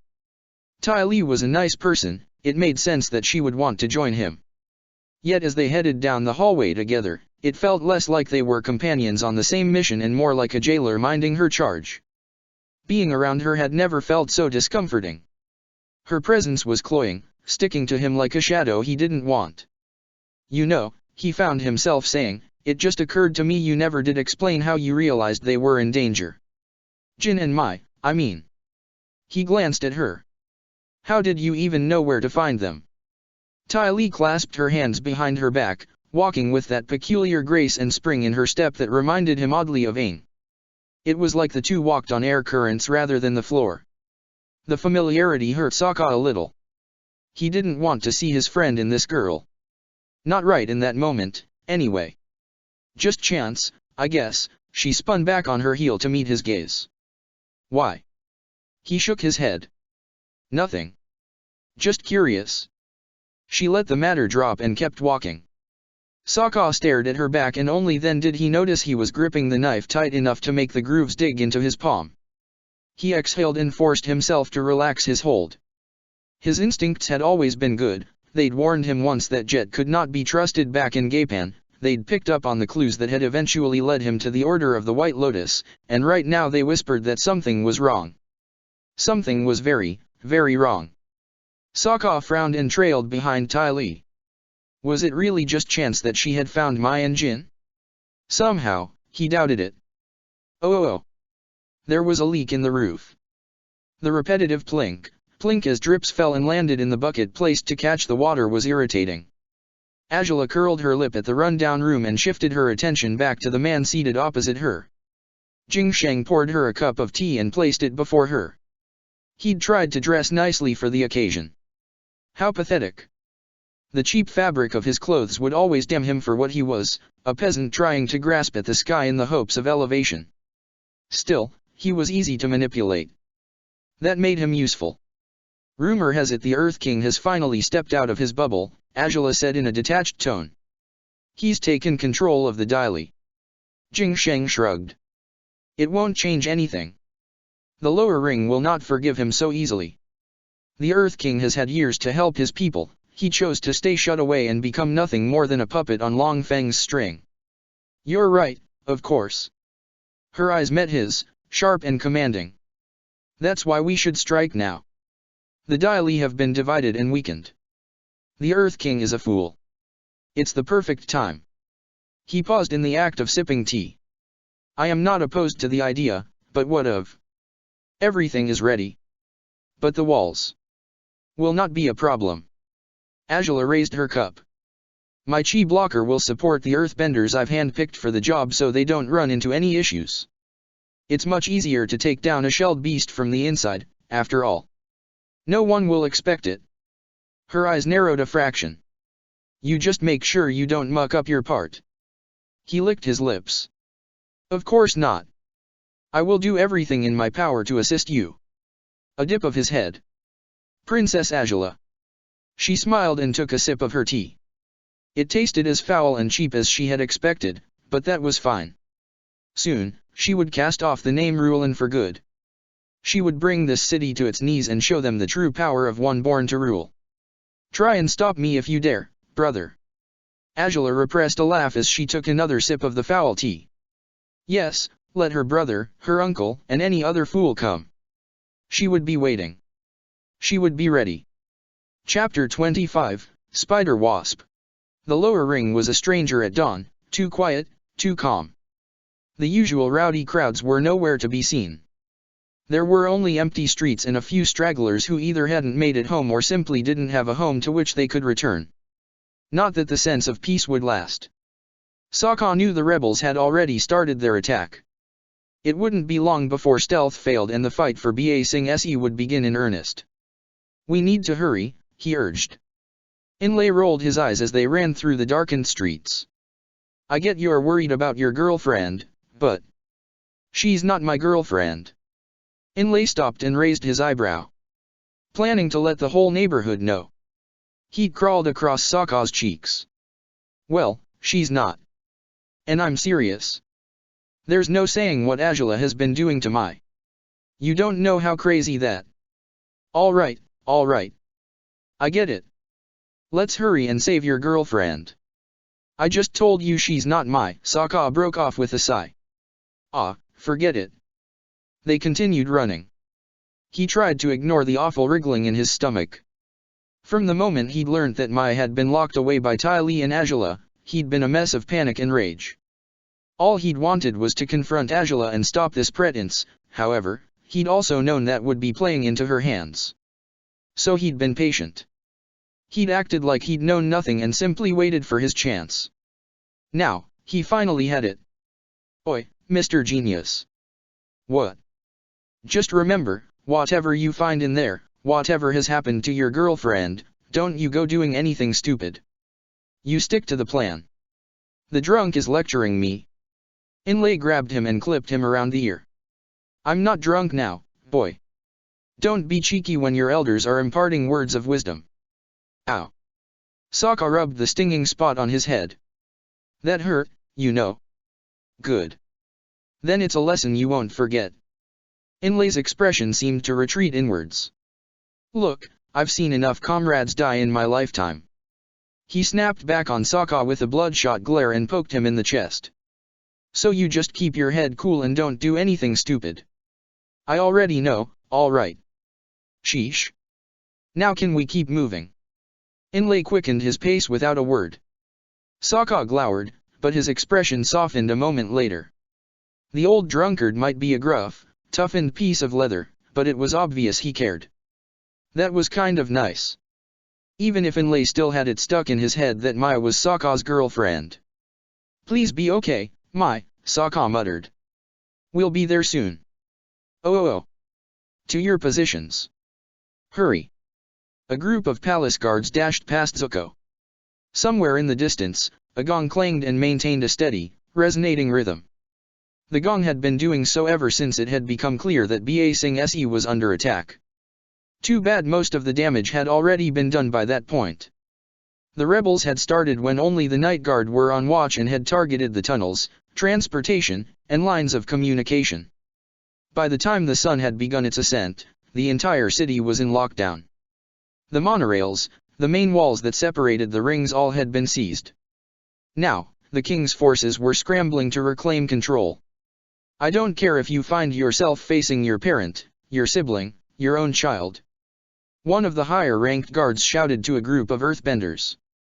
Bits of spittle flew from his mouth. You've all sworn your lives to protect the king.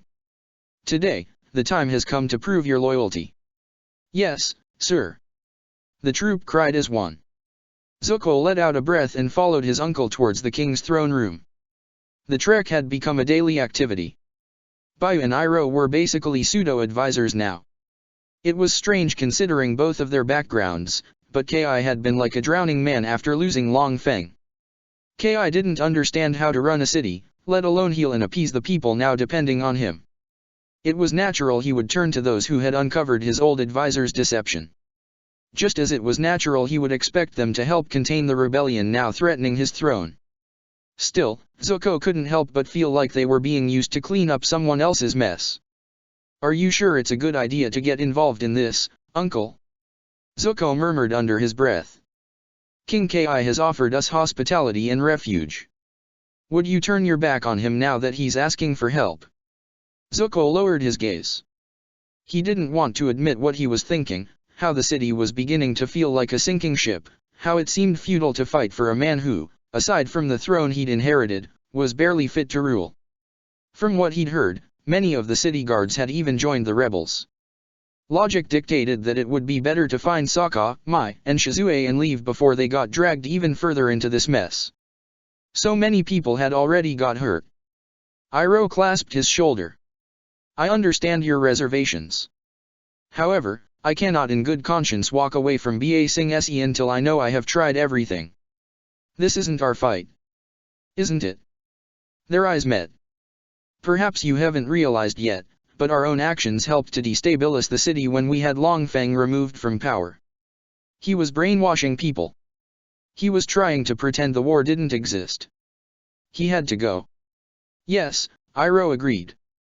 There is no denying that Long Feng's methods left much to be desired.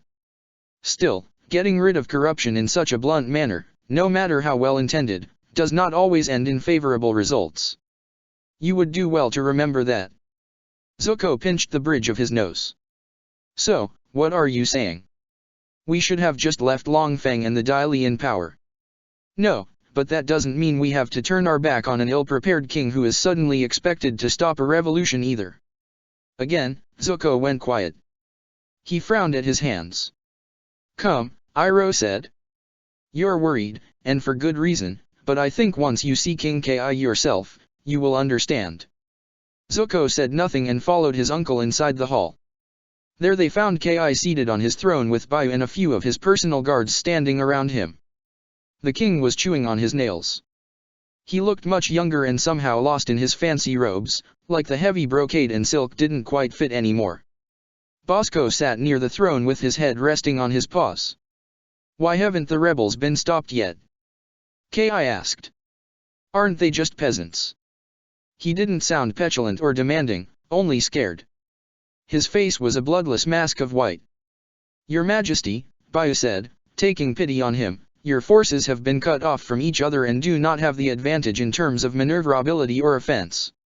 You also need to understand that being a peasant doesn't necessarily mean being weak. The people living in the lower ring are survivors, they're earthbenders, swordsmen, archers, they're refugees who have struggled and fought to find safety in this city. Some have probably been fighting from the moment they were born just to live another day. Just like her." Zuko could see it in every scar Bayu carried. She was also a product of the lower ring. She understood the rebels and their motivations better than anyone. Ki swallowed and tightened his grip on the armrests of his throne. "But the rebellion needs to be stopped. If they reach the palace, we will hold them off," Gan, the head of the personal guards, assured him. "You do not need to fear, Your Majesty." Ki lowered his gaze, worrying his bottom lip between his teeth. A stillness came over the hall, broken only by the shouts of guards and Dai Li, along with the echoing booms of rock smashing apart in the distance. It sounded like the fight was getting closer. "This is my fault, isn't it?" Ki said in the smallest of voices. He did not meet any of their gazes. "It's because I let Longfang do as he pleased for so long. It's because I was too weak to defend my people when I should have." "Your Majesty, that's not. It's true." Ki gripped the armrests so tightly that his knuckles burned white. "If I had just acted like a proper king, if I had just been stronger, the lower ring would have never risen up against me. If I had." "Oh, enough." Zuko stepped forward, even as King Ki looked up to meet his eyes. "Are you really going to sit here and wallow in regrets while your city falls to ruin? But are you a king or not?" Ki glanced to the side. "The people hate me. They would not have started this revolution if they felt otherwise. Maybe it's better if I just. Your people don't know you." Zuko jabbed his finger at the king, much to Gan's horror. "Of course they hate you. They probably don't even know what you look like. You've spent your life being worshipped like a living god, but what good is that to the ordinary people who have suffered and are expected to obey every order issued in your name? I guess that's true, but what can I do? The people already hate me, they're coming to remove me from the throne." His shoulders slumped. "It's too late to change things now." Zuko closed the distance between them until he was right in Ki's face, completely ignoring the guards' protests. "It's never too late to act. The moment you give up is when you confirm you're too weak to rule." He held his gaze. "Are you too weak, King Ki? Will you fight to earn your people's respect?" There was a tense moment as the two royals stared at each other. Then Ki released the armrests on his throne and stood up. Resolve hardened his green eyes. He nodded to Zuko, who dipped his head in return before moving aside so that the king was standing alone on the dais.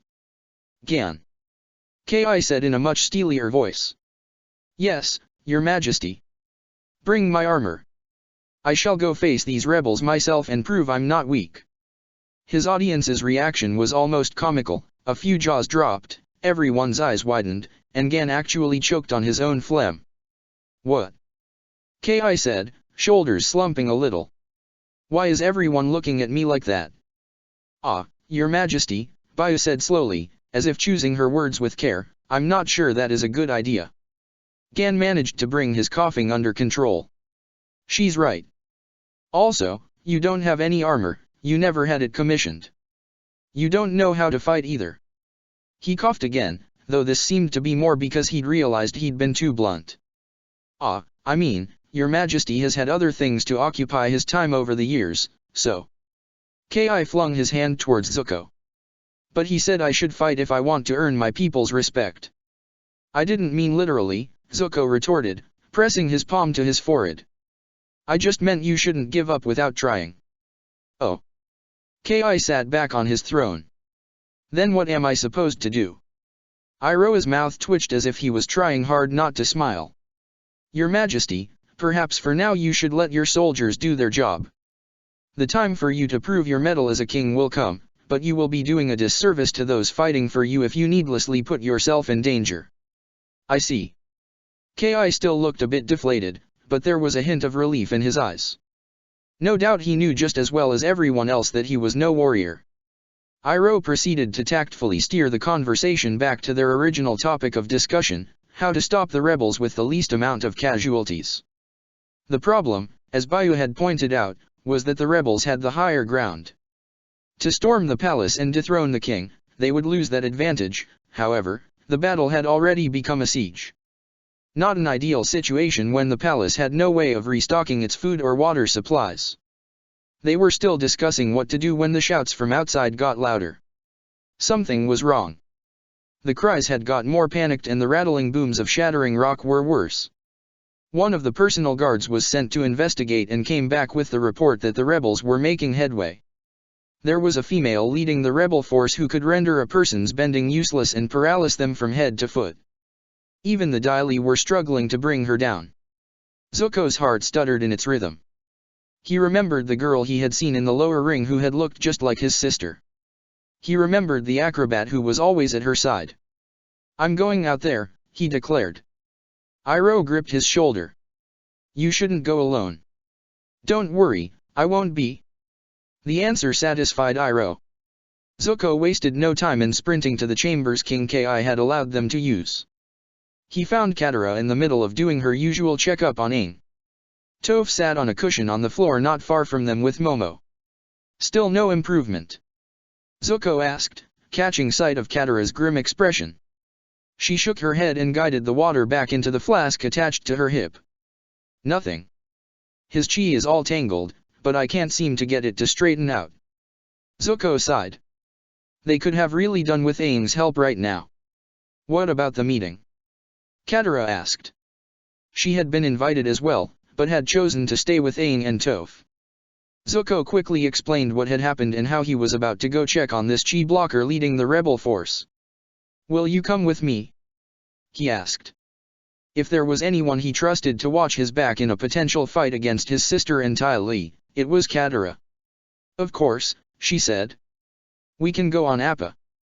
Zuko's gaze shifted to Toph. "Watch over Aang for us, okay?" Toph nodded.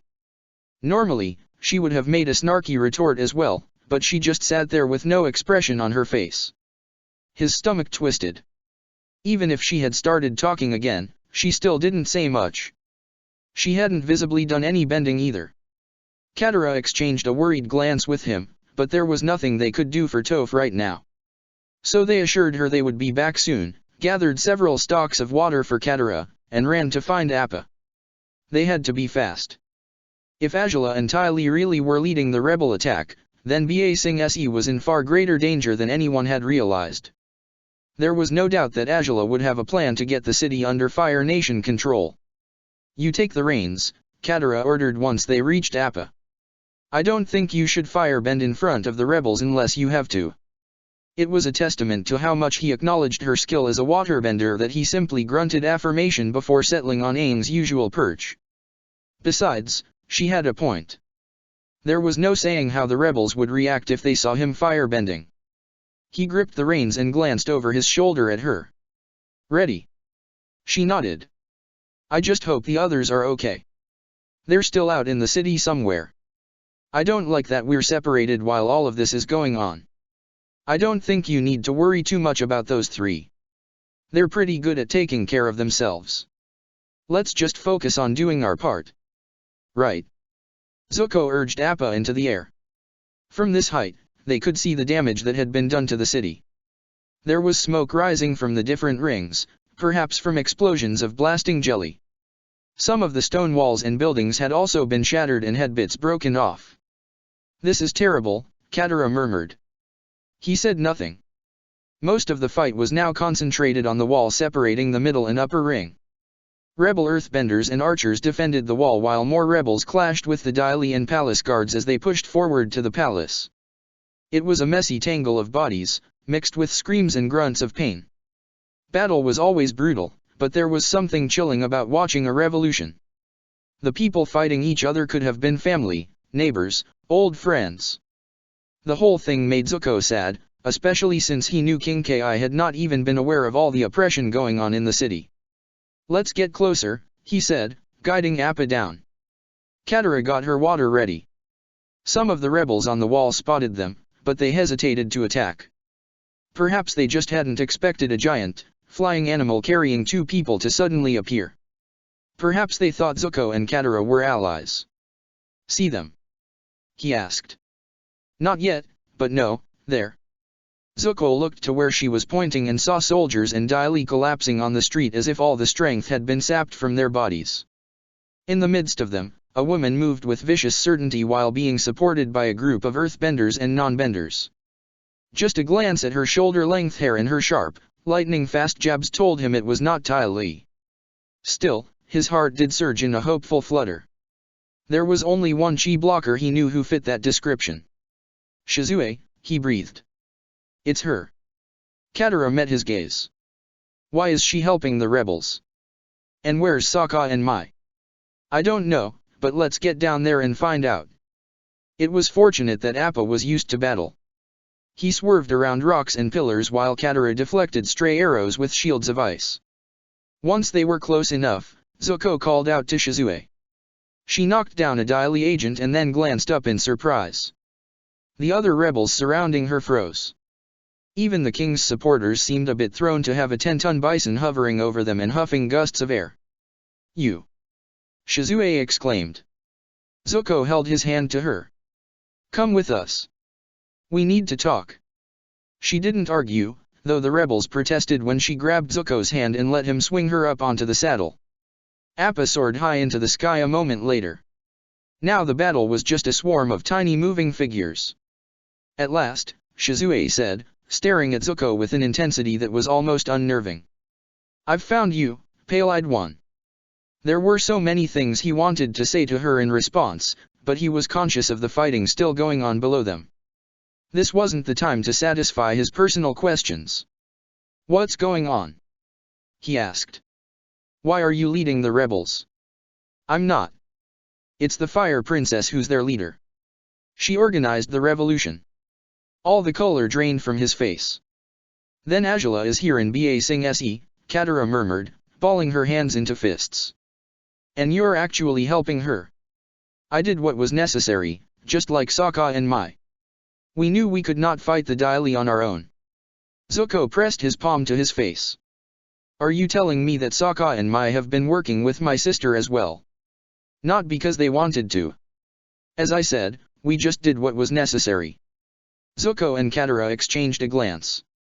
It seemed impossible to imagine either Sokka or Mai choosing to follow Azula for anything, no matter how desperate the situation. None of this made sense.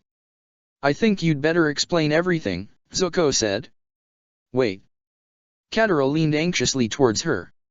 "First I want to know why Sokka and Mai aren't with you. Are they okay? Your brother should have already freed Mai by now." "Freed?" Zuko and Katara said in unison.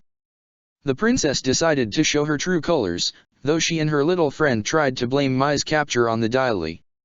Zuko's fingers dug into his palms. If Azula had hurt Mai again, he would make sure she regretted it. "Tell us everything," he said grimly. Shizue met his gaze.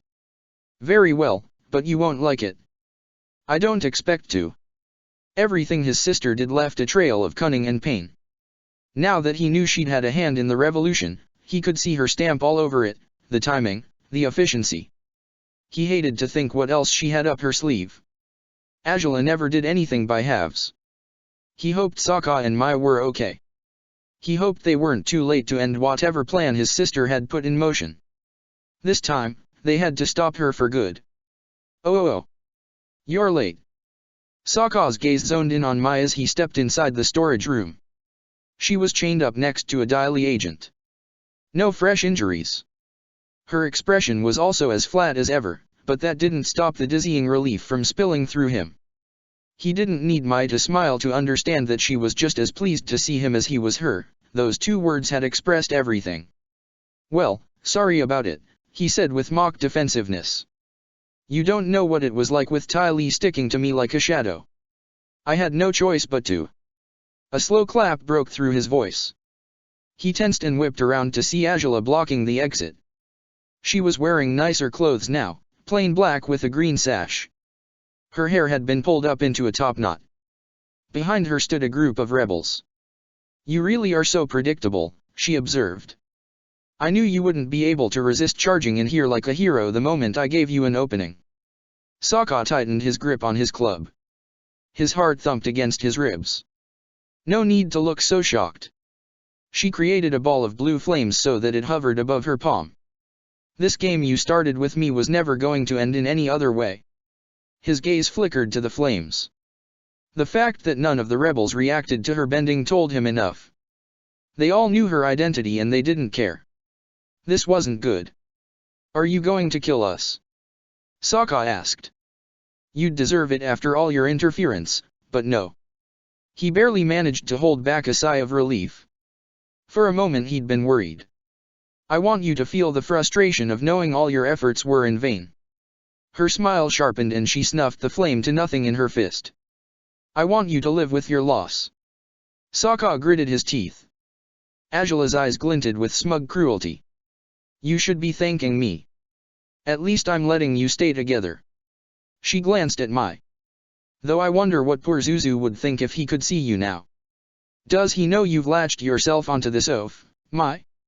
Or is it that my brother rejected you after all and this was all you could get?" "You don't know what you're talking about," Mai said flatly. Azula shrugged. "Whatever you say." She signaled to one of the benders, who moved to stand in front of her. "Anyway, much as I'd love to stay and chat, I have a city to conquer." She left without another word. The earthbender raised his arms, creating a wall of stone to seal Sokka inside the storage room with Mai and the Daily agent. Then there was only silence except for the low booms coming from the battle in the distance. The walls rattled. Dust drifted down from the rock ceiling. Mai heaved a sigh. "Well, that's that. None of us will be going anywhere now." "Oh yeah, of little faith." Sokka flashed a grin. "Would it surprise you to know that getting captured was part of my plan?" "Right, because getting trapped in here with us is the obvious way to escape." "Actually, it is." She raised her eyebrow. "Explain, and don't try to be clever about it. I'm not in the mood for your roundaboutness." "All right, it's like this. Azula's made it clear she isn't going to let either of us interfere this time. To beat her, I realized we couldn't face her directly. She's got us boxed in too well and she's dangerous when she's challenged. Then I thought, what if we just make her think she's got the better of us? Use her own plan against her and all that." "Work within the limits," Mai said, catching on. "Right. So when she set this trap to lure me here, I played along and did just as she expected. I knew there was no way I'd get you away from her otherwise. I can't believe I got reduced to being bait for you." His mouth twitched. "Yeah, you're a real damsel in distress. Don't even start." Sokka grinned, though he sobered a second later. "Anyway, for all that Azula is scary smart, the fact she thinks she's smarter than everyone can be turned into a weakness. If we play our cards right, we can lull her into a sense of complacency and bring her down." He rubbed his chin. "Or at least that's the idea." "That's great, genius, but you still haven't answered the most important question. How do we get out of here?" "Oh, that's the easy part. I didn't come alone." As if on cue, the stone wall lowered to reveal Inlay standing on the threshold. "Time to go." Sokka moved aside so Inlay could use his bending to break Mai's chains. Julong cleared his throat. I don't suppose I could get a little help as well? I'm still chained." Sokka raised his eyebrows. "This guy is Daily." "He's fine," Mai said, rubbing her wrists. She went on to explain how Julong wasn't their enemy, along with everything else she'd learned the night she'd been taken captive. "Then the rumors about the Daily were true," Sokka mused. "This changes things slightly." "What do you mean?" "We made our plan with the expectation that the Daily were still a threat and it was better to just let the rebellion follow its course." Sokka gave Julong a sharp look. "Are you sure we can trust the Daily not to do anything crazy again? Even if some of the agents do agree with Longfeng and Shireng's methods, they won't disobey their orders. There aren't enough of them to fight off the king's forces and the rebels. It'd be suicide." Sokka nodded. "Makes sense. Not gonna win a bucket of trust points, but it's better than nothing. Inlay unchained Long, albeit a bit more roughly than he had done Mai. It'll be difficult to persuade people that the Daili are no longer the enemy. Bastards don't exactly give the warm fuzzies. He threw a hard smile at Long. No offense. Long lowered his gaze. Look, I know. I know we've done terrible things, and I know saying that we were just following orders doesn't make it any better, but we've got a chance to do things properly now. Sokka went quiet. Deep down, he could admit that he had no desire to work with the Daili. They had almost killed Aang, they had taken his friends prisoner, not to mention all the brainwashing. There was no way he could forget that. Hell, maybe a part of him had even hoped the rumors weren't true so he had an excuse to really let loose on them. However, Sokka was a practical guy at heart. Any bit of help would make a difference. He sighed and rubbed a hand over his face. This won't be easy, he admitted. We don't have the time to smooth things over properly, but I think we might have bigger worries than whether people are willing to accept the Daili as allies. He met Inlay's gaze. Azula isn't trying to hide her identity anymore. That's not a good thing. I don't like the fact she's turned some of the rebels to the Fire Nation's side either. We always knew she had another agenda, Mai pointed out. Right, but something still doesn't add up. I doubt the majority of the rebels will support Fire Nation rule. The only way she could pull off conquering the city for herself is if... His eyes widened as all the pieces he had been missing fell into place. Then he just swore over and over under his breath. What? Mai asked, faint alarm creeping into her tone. What is it? I screwed up. Sokka clutched at his head. I screwed up big time. I thought she locked you in here and set this trap so she could get us out of the way and have her moment of gloating, but the truth is this was all just a distraction. Damn it, Azula was the bait. Sokka, you're not making any sense. Mai gripped his shoulders. Just tell us what's wrong. Ty Lee. She's been breathing down my neck this whole time, but before dawn she left with a team of earthbenders. I was too busy focusing on helping you to think about it. I just figured she was going to lead one of the rebel attacks or something. And... He balled his hands into fists. Don't you see? Azula planned this entire rebellion. Why? Why go to all that effort? Because it divides people, it creates chaos, but even that isn't enough. What Azula needs, what she's always needed, is the support of an army large enough to overwhelm both the rebels and the king's forces. Some of the color drained from Mai's cheeks and she let her hands slip from his shoulders. The Fire Nation army. It's been right there beyond the outer wall this whole time. Exactly. And I'd bet my boomerang that Ty Lee and those earthbenders have gone to ensure the army gets inside the city somehow. Inlay slammed his fist against the wall, denting the stone into a crater of spreading cracks. He swore much more colorfully than Sokka. This isn't good, Long muttered. This really isn't good.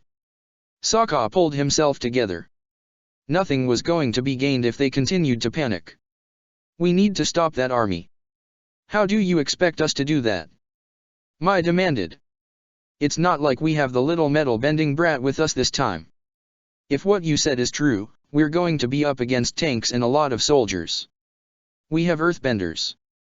Plus, we know Toph and the others are at the palace now. We can make this work. Inlay perked up. You have a plan, don't you? His bloodshot eyes were intense. It was easy to understand his desperation. Inlay had been working hard to bring the White Lotus together and insert spies and gather information in order to avoid these exact kinds of nasty surprises. He probably felt like he'd failed. Not that Sokka blamed the guy or any of the other agents. Sokka only blamed himself since he'd suspected right from the beginning that Azula's goal was to conquer the city. Now they were all stuck doing damage control. It's going to be risky as heck, Sokka said, but yes. I have a plan. We'll just have to hurry. Inlay punched his palm. Then what are we waiting for? Let's go. The others nodded and headed for the door. Sokka grabbed Mai's wrist. Wait. He pulled out from his boot the sheathed knife that Zuko had given her, and which Ty Lee had taken. You'll probably need this. It'd be nice if I had more knives, but I guess I'll have to make this one count.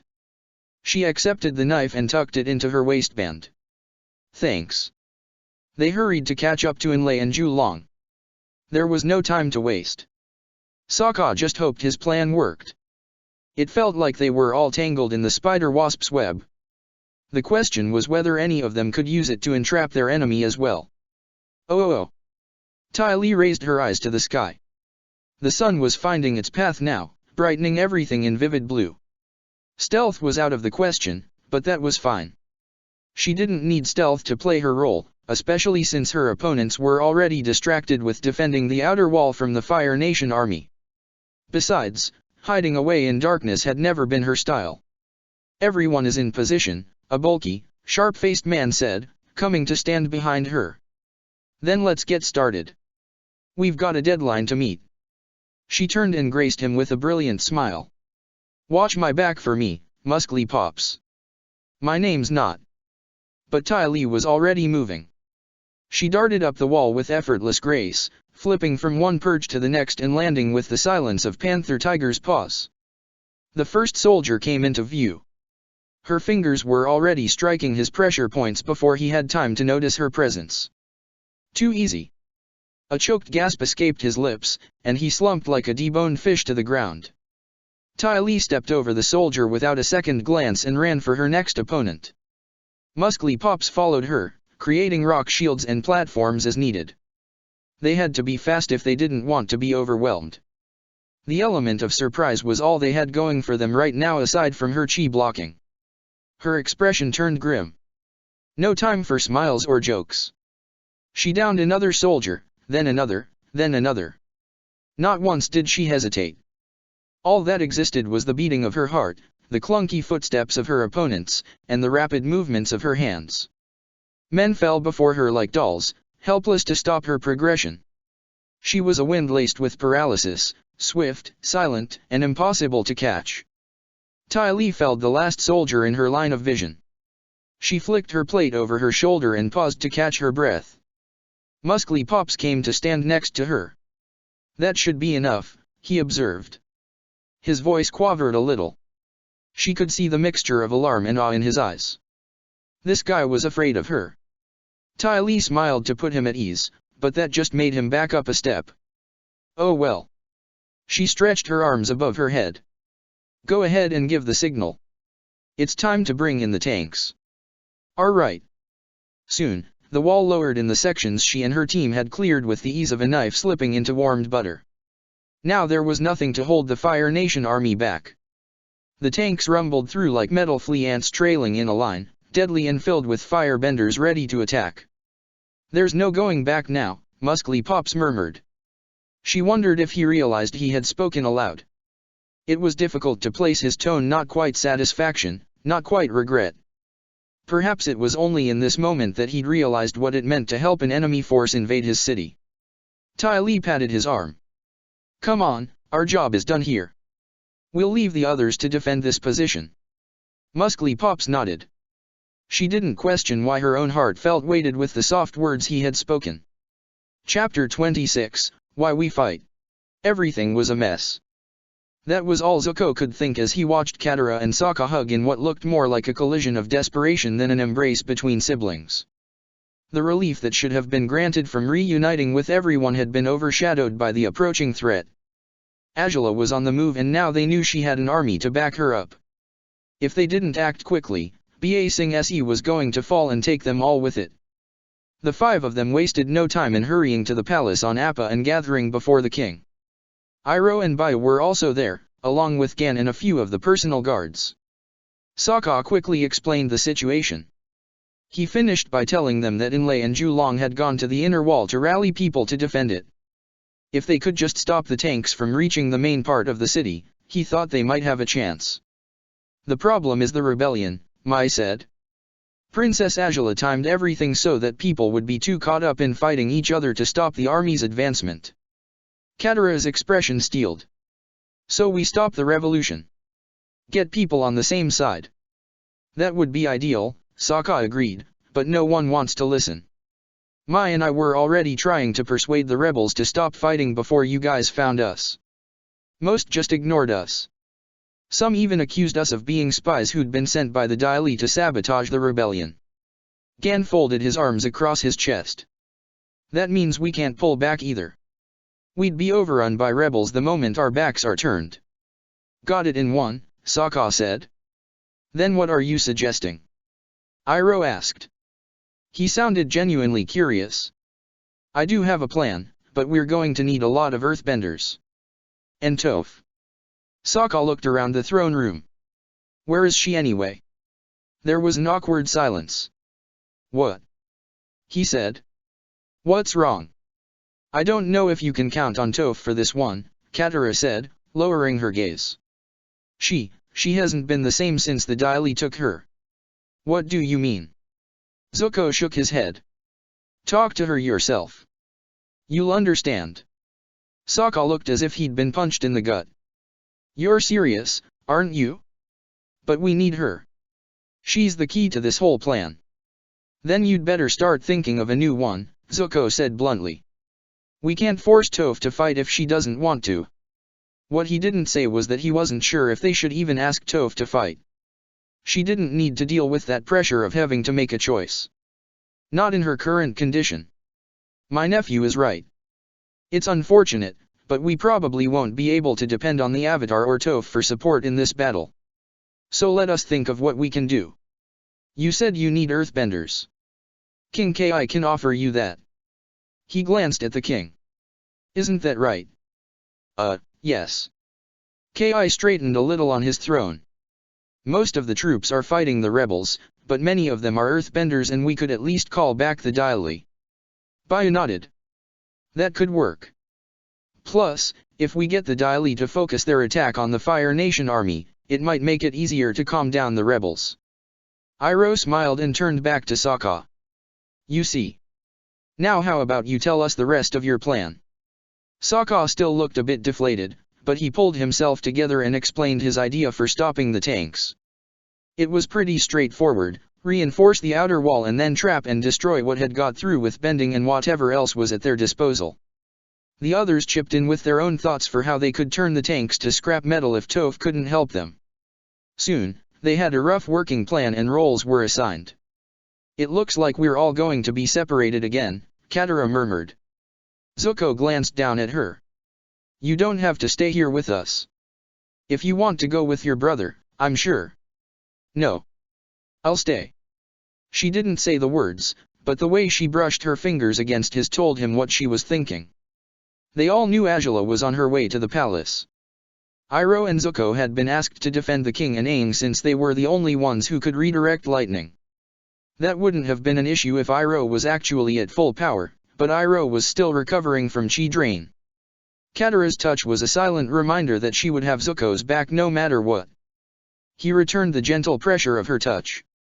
Their eyes met for a moment before they both let go and turned to join the others in preparing for the upcoming battle. Shizue approached Zuko not long after and gestured for him to follow. Without a word, he walked with her until they were standing together outside the throne room. They hadn't had a chance to speak properly, but he'd realized that her memories had not returned. Still, she had to have remembered something since she'd been calling him Pale-Eyed One the whole time. For a long moment she just stared at him. Zuko shifted on his feet and tried not to look as uncomfortable as he felt. Even if this woman had helped to raise him, it had been many years since those days, and he wasn't sure how to act around her now. She seemed so different from the Shizue he had known. I want to make something clear, she said in her brusque way. I don't care what happens to this city or that fool of a king. Zuko's eyes widened. The only reason I have cooperated so far is because the scraps of memories I have reclaimed tell me that you are the key. You are the answer to everything that doesn't make sense in my head. She held his gaze steadily, even as his heart thumped a bit faster in his chest. Why do you think that is? He swallowed. I can't say for sure. I've only just started piecing things together myself. To be honest, before I learned the Daily had rewritten your memories, I was hoping you would have answers for me. Like your sister. She asked about your mother. She said I served her once. Yes. Emotion flickered in her hard shell of an expression. I don't remember her. I don't remember anything. When this is over, I'll heal your mind and return your memories. Now it was her turn to widen her eyes. You can do that. I have to, he said grimly. You're not the only one who needs answers. I'd heal you right now if I could, but the drain is too much. We have to stop my sister first. Shizue nodded. As I thought. Very well, I will fight for you and your friends today. Sokka believes I will have better luck persuading the rebels to stop fighting since I led the vanguard. I will do what I can, but you'd better still be alive when I come back. Don't worry. I don't plan on going anywhere. You just take care of yourself. A faint smile curved her lips. Of course. He watched her walk off to meet with the soldiers heading to the wall. Then he turned and went back inside the throne room. He had his own preparations to finish. Oh. Toph sat perfectly still. She could hear Aang breathing on the bed not far from her. Momo sat on her lap, a warm presence soothing some of the tightness in her chest with each stroke of her fingers along his fur. She wasn't stupid. She knew what was going on in the city, even if she had kept her thoughts to herself and her seismic sense to a minimum. Being blind didn't mean she could shut the world off. Staying in this room didn't mean she could shut the world out. Like the memories that clung to her of that little box she'd been trapped in and of the people whose bodies she had impaled and snapped, it all forced its way in. A battle. A struggle. A fight she had used to yearn for just to prove she wasn't that fragile girl. What are you doing? The voice Katara's came from beyond the door. Toph only heard two sets of footsteps, Katara's own familiar tread, while the light but sure-footed gait of the other sounded a lot like Sokka. Then he spoke and confirmed her suspicion. I'm going to talk to Toph. I know what you guys said, but she's the only one who can metal bend. I'm not sure that's such a good idea. I still have to ask. There was a pause. No more footsteps. Toph could have tapped her foot to see what they were doing, but she preferred the dark nothingness in that moment. There was something about their tones that made her shoulders hunch and her fingers curl into Momo's fur. Something that made her feel like she was a small girl again and listening to her parents discuss what was best for their blind, helpless daughter. If you do ask her, she'll probably say yes, Katara said softly. How can she say no if you make it sound like all of Ba Sing Se is depending on her? How can I not ask when they practically are? If she fights with us, we have a better chance of stopping those tanks with fewer casualties. You saw what she did to the drill and the tanks during the last battle. Think what she could do this time. She isn't the same now. Katara's voice lowered as quickly as it had risen. You didn't see her, Sokka. She could barely move when we found her. She hardly even speaks to anyone these days. Don't you get it? She's not. Toph stamped her foot to open a part of the wall. Sokka and Katara's silhouettes were revealed to her through seismic sense in an instant. Both had been standing close to each other, but now they turned to face her. Toph, Katara said with an odd hitch to her voice. I heard, Toph said simply. Katara's heartbeat was erratic. It seemed she wasn't happy that she and her brother had been overheard. Sokka's pulse was also a bit quick, but he was much calmer in comparison. His voice was neutral when he spoke. What do you think? He asked. Will you fight? Toph eased Momo off her lap and stood up. You need someone who can bend metal to stop the tanks, right? That would be best. Then I'll fight. Katara reached for her. Toph, you don't need to. I'll be fine, she said, though her heart lurched and rolled in her chest. She would never admit how much that small bit of bending had made her skin crawl and her chest tighten. Not now. So she exhaled and forced a grin to her lips. Besides, you guys would be lost without me. The whole beat was off from the style of her usual quips and her grin was as flimsy as a cobweb. She knew it, they knew it, but Katara and Sokka didn't call her out. Oddly, that was somehow worse than when they'd been speaking about her before. The air stunk of pity. Toph clenched her hands into fists.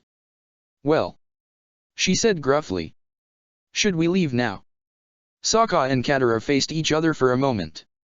Expressions meant nothing to Toph. She had never seen them herself and only understood what they felt like from how her own face shaped her emotions. Still, she almost found herself wishing she knew what look they were giving to each other. It really did feel like she was with her parents again. The pity. The silent exchanges in which she couldn't participate. Was Sokka already regretting his decision to ask her for help? Had he seen the way her hands trembled and how her breathing was so much shallower than normal? If you're sure you're up to it, then alright, Sokka said, still keeping that weirdly neutral tone. Toph raised her chin. I told you I'm fine. Now stop rabarofooting around and let's go. We have an army of tanks to stop. She marched ahead before anyone could speak again. It was harder than expected to keep her chin high. Her chest was seizing up like giant hands were crushing her ribs and lungs. She swallowed and tried to block out the frenetic thoughts racing in her mind. All the memories of a little box and endless thirst, of bones snapping and her own blood spilling out of her as a hateful voice told her she was going to die. Toph. A hand clamped down on her shoulder. Toph flinched. She was surprised to find she was outside now and Zuko was the one standing in front of her and holding her in place. How much time had passed since she had walked away from the room where Aang slept? It was harder to focus these days, even when using seismic sense. Sometimes she just felt like she was moving in a haze. A subtle stamp of her foot confirmed that Sokka was talking to someone near Appa on the other side of the courtyard. There were other people moving about as well. Maybe soldiers. I heard you're planning to fight, Zuko said, drawing her attention back to him. She dug her nails into her palms. Did Katara tell you? Yes. She's worried about you. We both are. Her breath caught in her throat. It was different when it came from Zuko. He never spoke as if he pitied her or thought of her like glass. He never tried to wrap her up or shut her away because he thought she needed to be protected. He just expressed his concern and let her make her own decisions about what was best for her. Maybe that was why she had felt safe in lowering her walls to him. He made her feel safe. The problem was that it was so much harder to put on her brave face now. The tanks need to be stopped so the Fire Nation doesn't overrun the city, she said, falling back on practicalities. I can bend metal. I can help. That's true, Zuko said, then brought his other hand up so he was gripping both her shoulders. But this isn't about what you think needs to be done. This is about you. Are you really okay with this? You're going to have to bend. It just feels wrong. Her own confession from that day in the garden came back to her. She blew her fringe out of her eyes and averted her face. I'm fine. I'll be fine. Toph. His voice softened yet his grip didn't loosen. Just. I don't want you to force yourself. We'll manage, okay? We came up with a plan so you don't have to fight if you don't want to. What's with this all of a sudden? She wrenched herself out of his grip. I said I'm fine. Are you calling me a liar? He stood with his arms at his side, making no attempt to touch her again. I just don't want you to force yourself.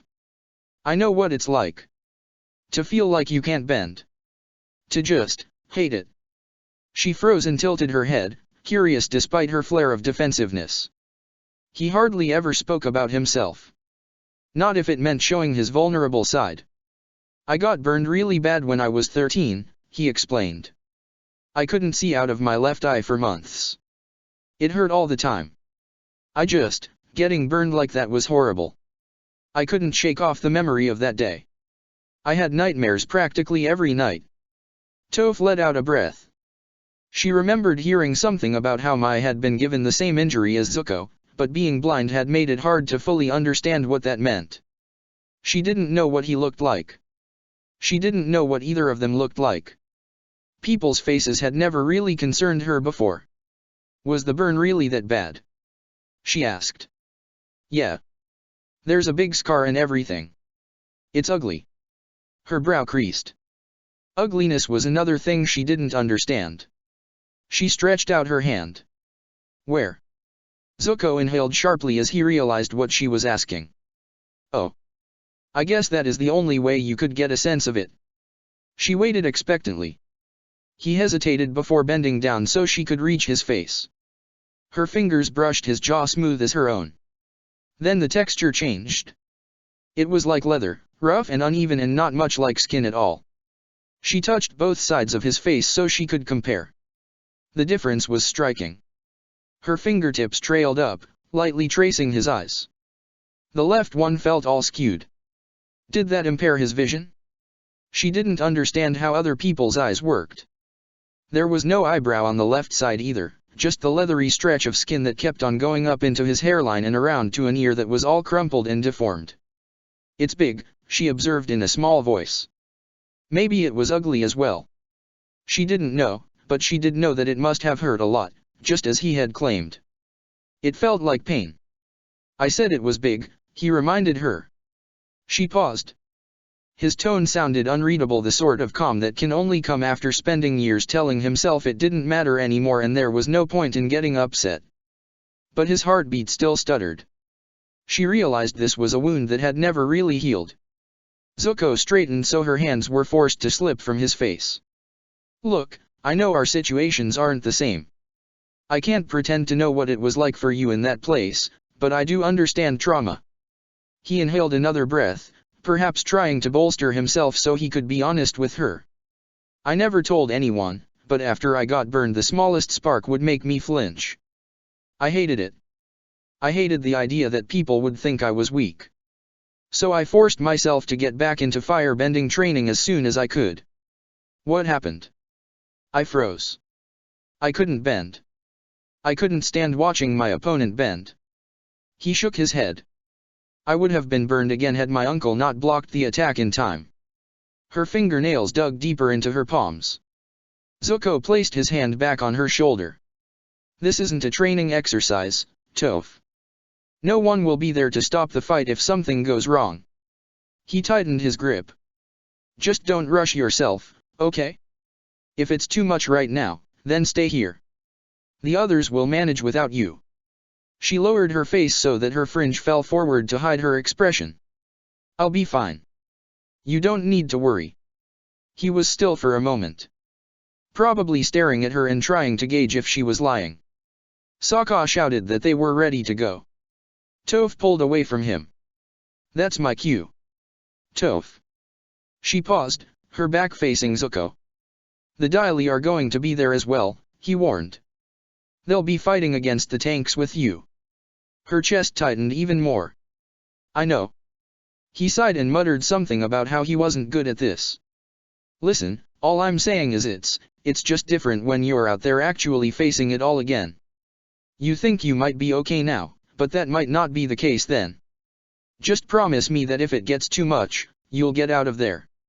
Okay. Sure thing." She tried to keep her tone nonchalant. It wouldn't do to let him see that she actually was on edge. Sokka came over to them. "Ready, Toph?" "Of course." He clapped Zuko on the shoulder. "Guard the fort well."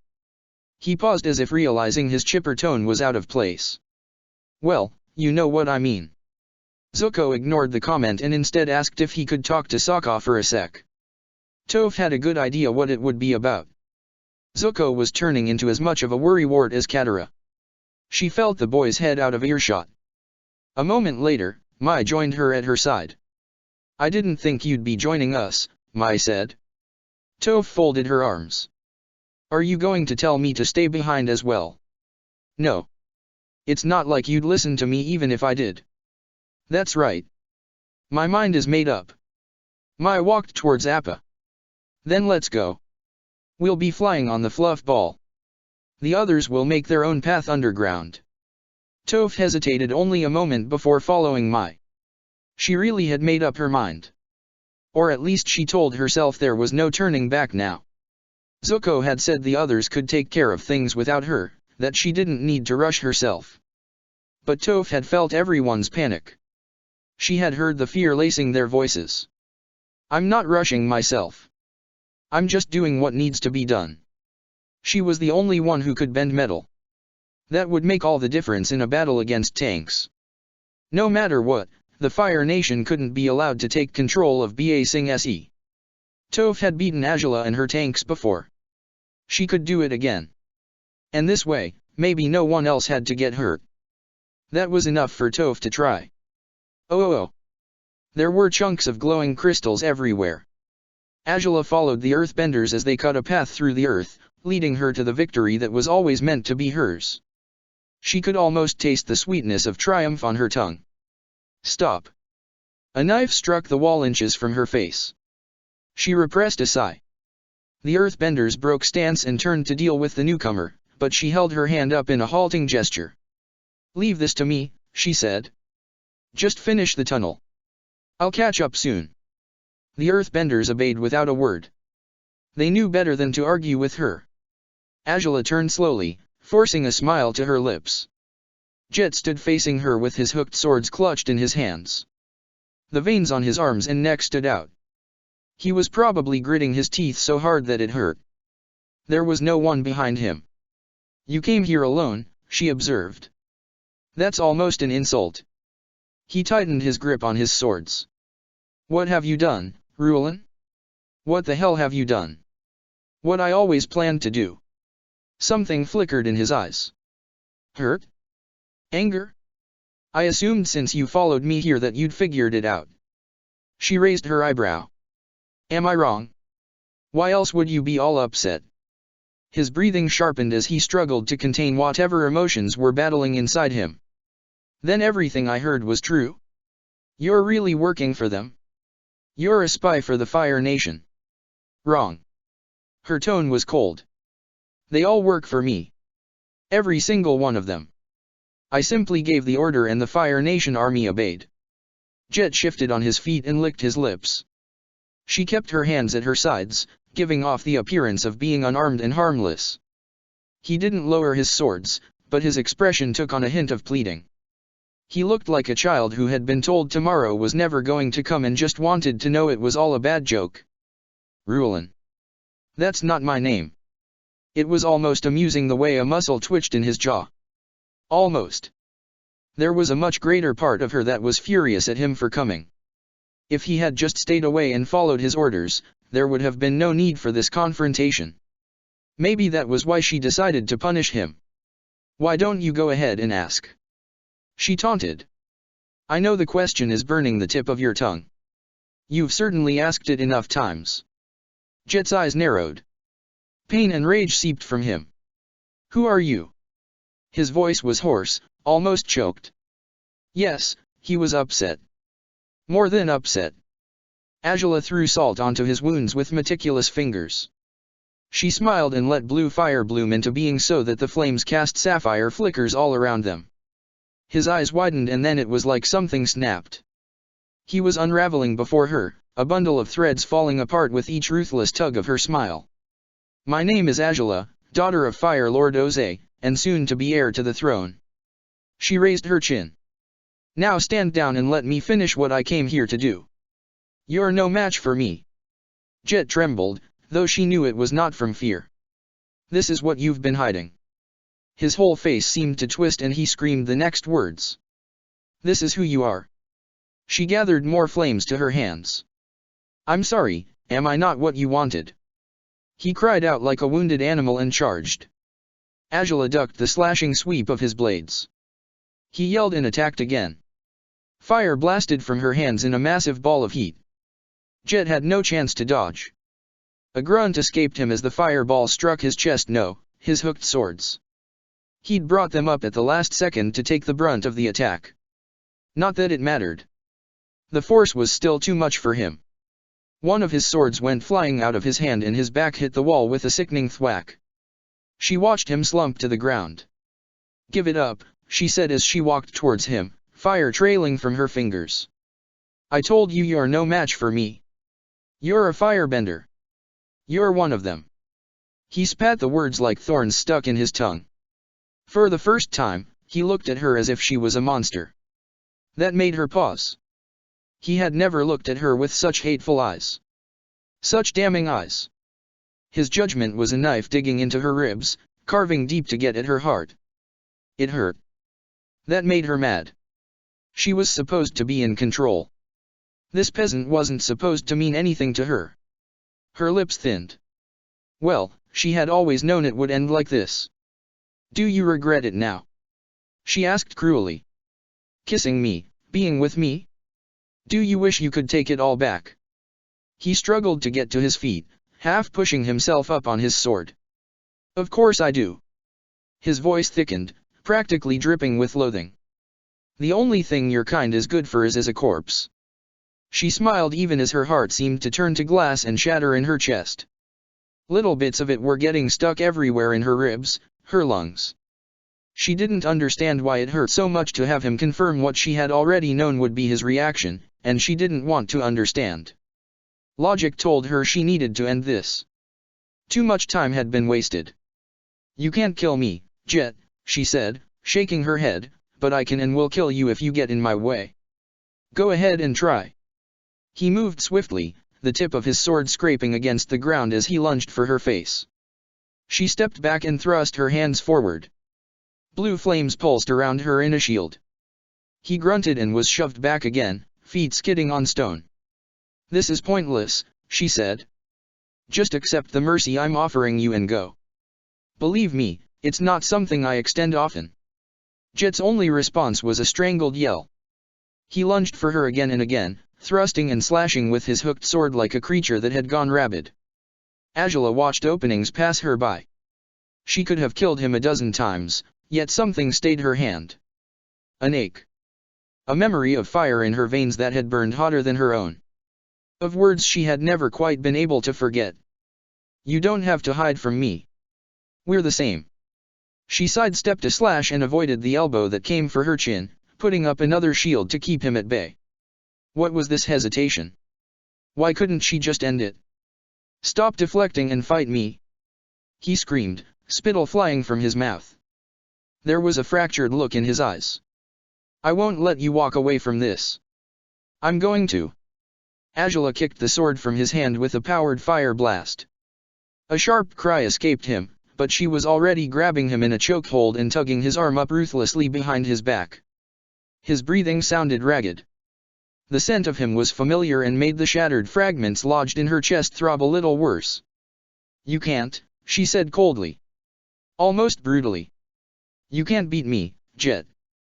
You never will. He growled and twisted and struggled. Her throat felt oddly tight, like a lump had got lodged in there. How strange. How strange that these feelings could even exist within her. It was absurd that she found herself almost hoping he'd surrender. This boy was nothing but a useless obstacle now. He flailed in his emotions as pathetically as her brother had done during their confrontations. He was just a peasant. Weak. Worthless. Why was she holding back? Surrender. The words slipped from her lips, harsh and commanding. They tasted like treachery on her tongue. Just surrender, you fool. Jet struggled even more. He managed to break her hold and then they were tumbling against the ground, bodies colliding and bruising in sharp edges and points. It was undignified and something that could have been avoided. Her fire was strong. It would burn him so easily.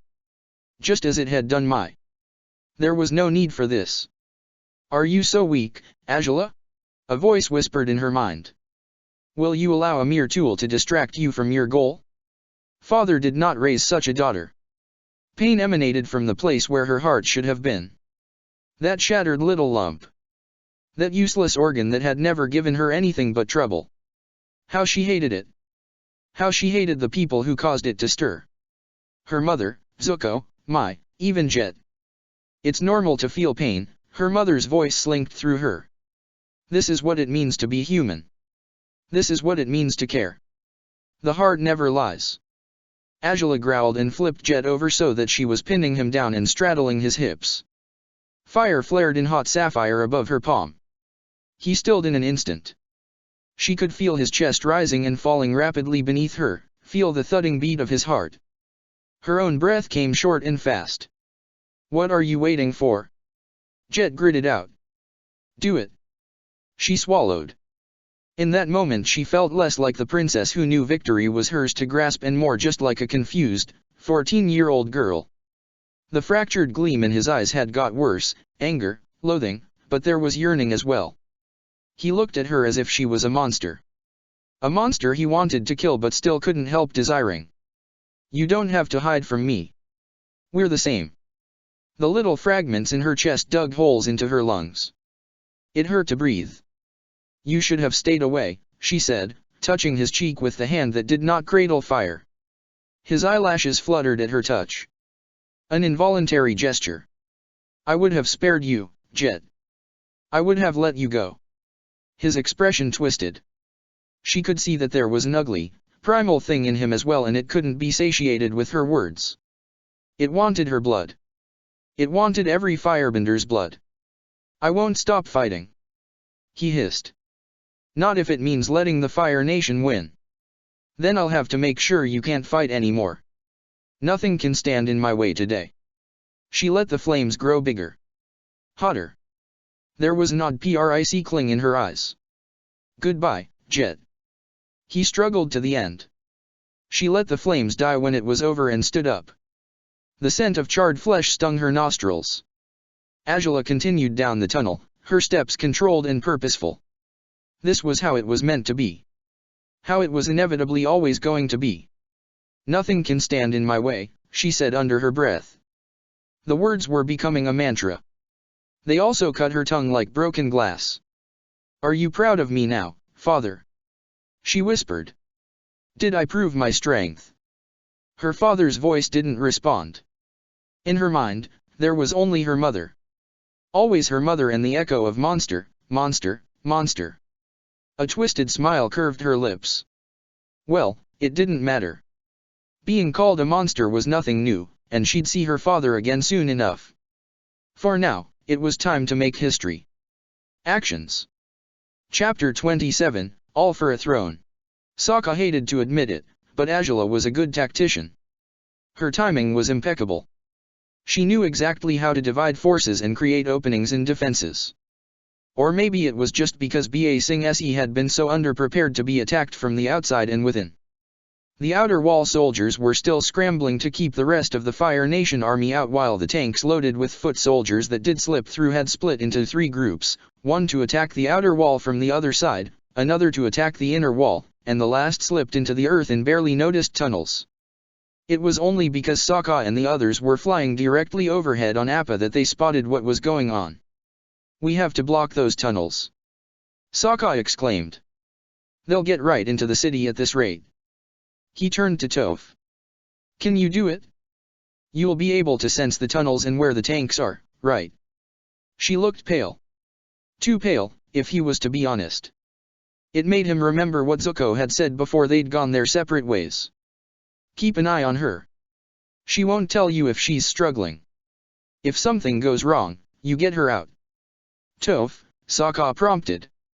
She turned her face to him. Her expression was determined. "Get me to the ground." Sokka pulled on the reins and guided Appa towards the battlefield. Though calling it a battlefield was maybe a bit optimistic. The king's reinforcements were still on their way. Julong and Inlay were trying to hold back the tanks with the fighters they had scrounged together, quite literally. Earthbenders combined their bending to construct massive walls and pushed and pushed and pushed until the walls were smashed apart. Others used the quicksand technique to sink the tanks into the ground and get them stuck.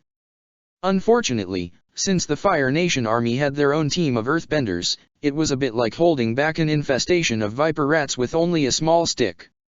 Right now, Toph was their biggest chance of containing this mess.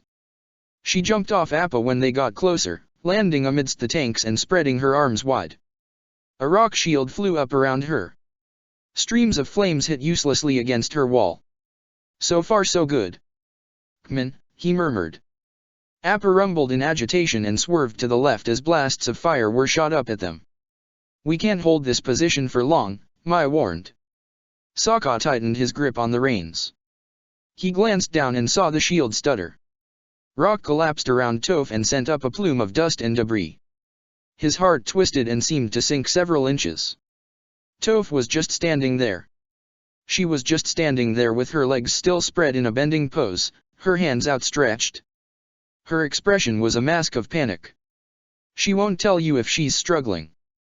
If something goes wrong, you get her out." Sokka cursed. "Appa, go."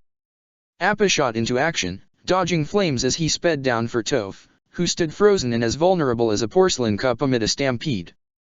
All around her were tanks and foot soldiers. Faster! They had to be faster. Toph! He yelled. Hold on! Appa thumped down on his 6 legs with a huge gust of air.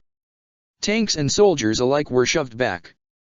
Sokka seized his chance and jumped down, snatching Toph into his arms and passing her up to Mai before he scrambled back onto his perch on Appa's head. Yip, yip! He cried, grabbing the reins. Fire chased them as they soared back into the air. It was only when they brushed cloud that they got a reprieve. Sokka twisted to look at Toph. She was hunched over and gripping her knees tight, her fringe falling down to hide her expression. Faint tremors shook her frame. The sight made his heart sink even more so that it felt like it had settled somewhere in his not-filled stomach. He knew what he was supposed to do, tell her it would be okay, offer words of comfort. If he were to be honest, though, what he really felt in that moment was disappointment. So much had been depending on her. She was the strongest of them all, the key to his perfect plan. Now she was just a liability. Mai met his gaze and raised her eyebrow as if to ask what they were supposed to do now. Sokka exhaled. Well, he had been warned that this might happen. It was his fault for ignoring the signs, too desperate, too determined to beat Azula. He had wanted to believe Toph was as ready as she had claimed. He had been selfish. Now, he had to be a proper friend. He shifted to join the girls in the saddle and placed his hand on Toph's shoulder. You tried. That's all that matters. Don't worry, we'll take it from here. Her knuckles flared white. I can still do this. I just have to. No. He squeezed her shoulder. No, Toph. We all know how strong you are, but you're not ready. I can't let you put yourself in danger like that again. She hunched even more into herself. How will you stop the tanks? We'll just use Plan B. And if that doesn't work, we'll use Plan C or Plan D or whatever else it is we have to do. Ba Sing Se could not be allowed to fall. Not to Azula, not to the Fire Nation, and definitely not on his watch. Though even he could admit their prospects looked pretty hopeless. Sokka released her shoulder and moved back to grasp the reins. I'm getting you out of here. For now, he would get her somewhere safe. Tank busting would just have to wait. Oh. This could be it for Ba Sing Se. Zuko glanced at the guard who had spoken. The words had been said softly enough that it might have been an accident they'd been voiced at all. Still, it was clear by the grim look on everyone's faces that it was what they were all wondering. A report had come through that the first of the tanks had reached the middle ring. The rebels, now led by Shizue, were helping the king's soldiers to fight them off. However, the fact the tanks had even got past the inner wall meant that Sokka had been unable to put his plan into motion fast enough. As usual, they were a step behind Azula. Katara stood up from where she'd been sitting on the steps. My brother and the others are still fighting out there. Sokka would have come back to warn us if he really thought there was no hope. What if he can't? Gan said. Her eyes were too bright, almost burning. I know my brother. He won't fail. There was a weighted pause. Iroh placed his hand on her shoulder. He was about to speak when the doors to the throne room were thrust open. Everyone turned to see a group of Dai Li agents enter and swiftly head for the throne. Gan's brow furrowed. What are you doing here? You were all supposed to go defend the inner wall. The agents paused and parted to reveal the smallest member of their group, who had been standing shielded behind the other 6. Zuko's spine tingled. The agent had one hand outstretched, 2 fingers poised like a knife. Red painted lips curved beneath the brim of the conical hat. His heartbeat stuttered. Zuko moved just as lightning burst forth in hair-raising streaks.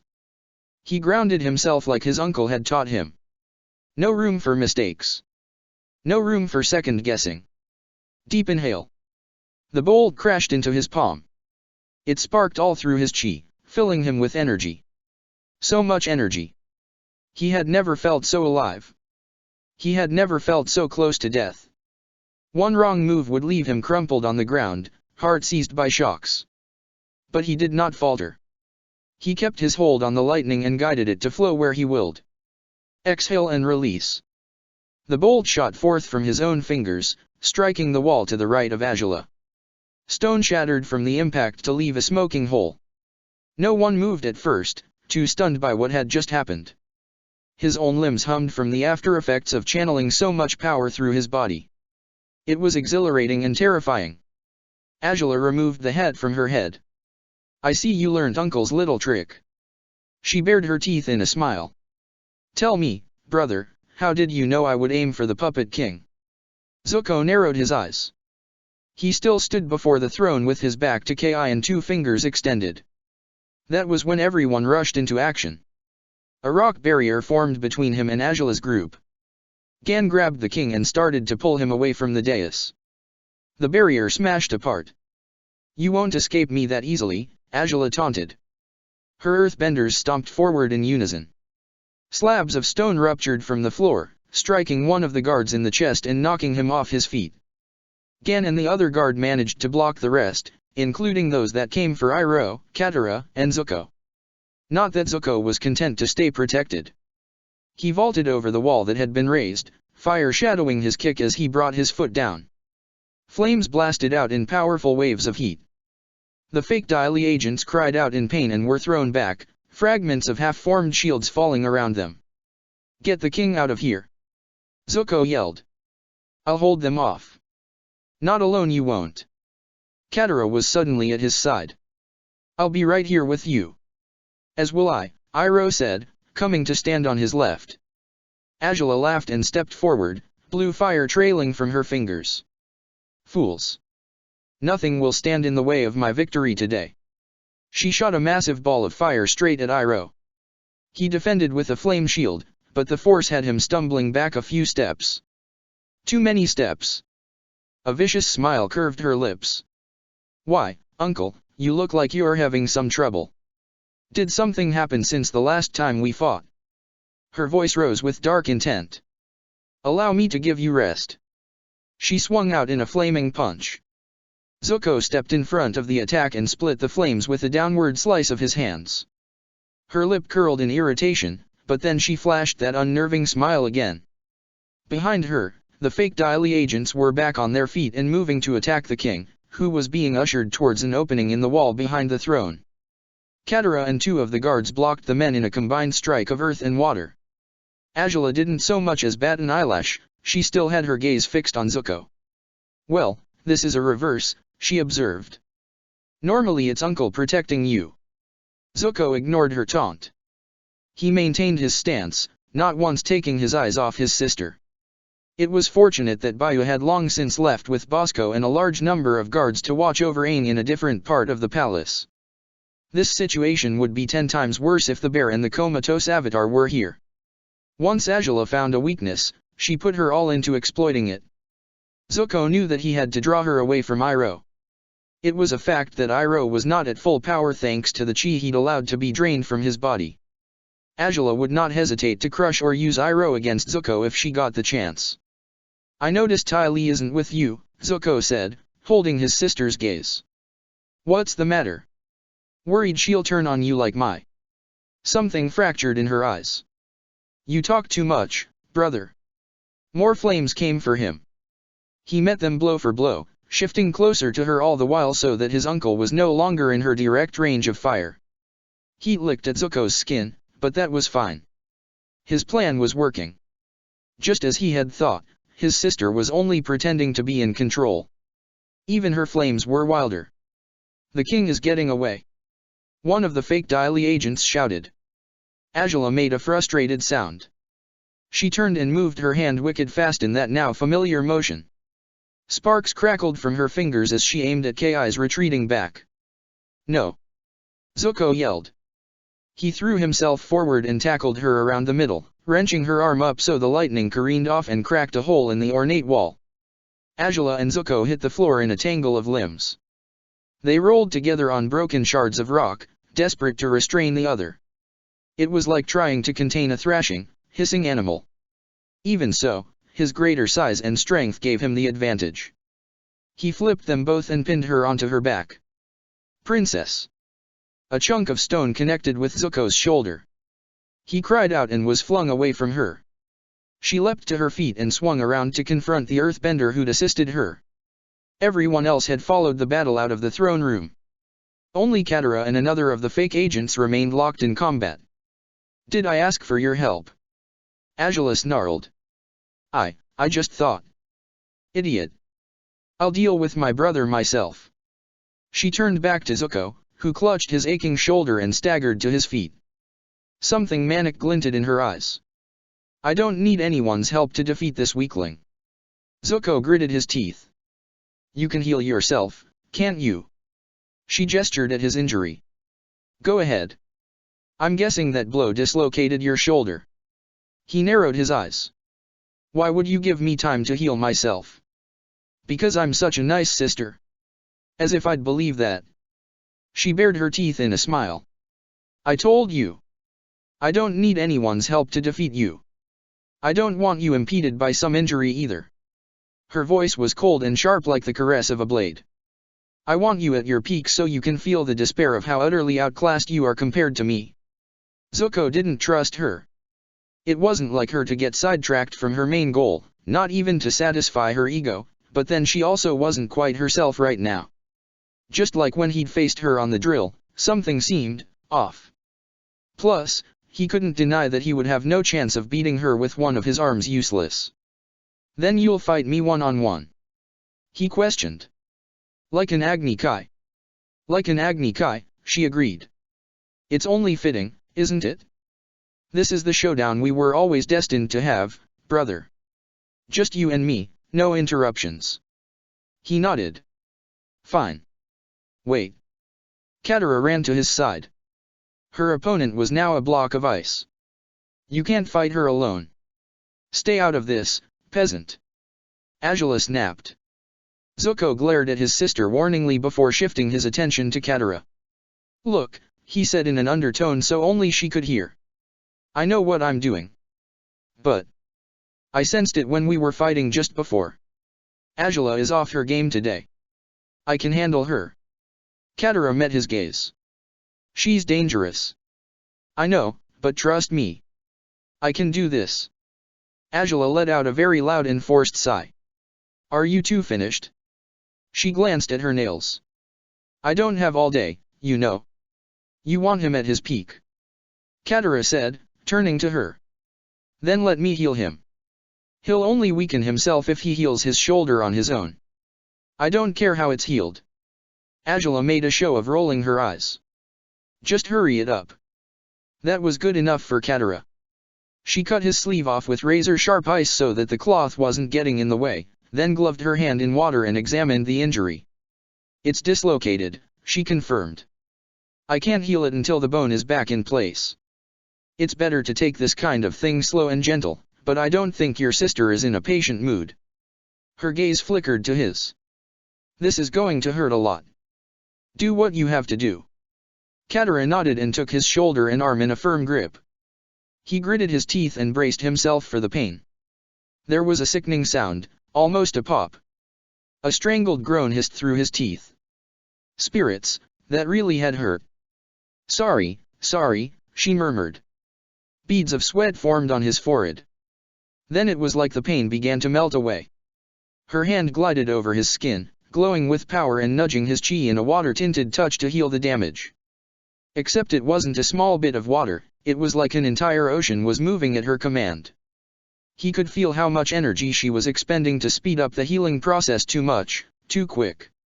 "Hey," he said in alarm, placing his free hand over hers. "Just because you're not a fire healer doesn't mean you have endless energy to spare." Her lips curved. "I can't fight beside you this time. Consider this my way of having your back." She pulled her hand away and looked up into his face. "See? Now it's like you were never injured." He rotated his arm and found that she was right.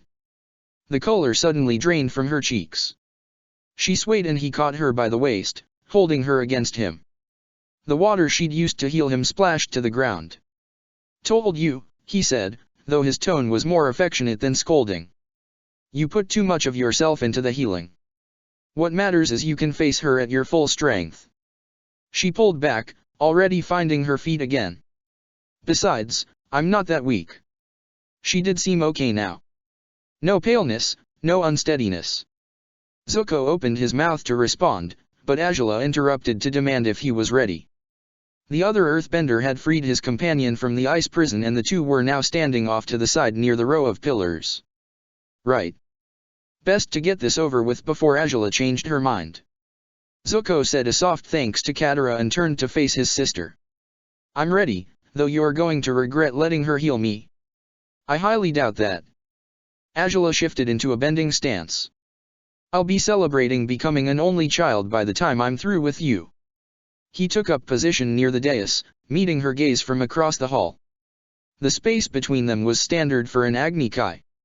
Zuko kept waiting for the nerves to kick in, all the knots in his gut, the quickened heartbeat and fluttering pulse.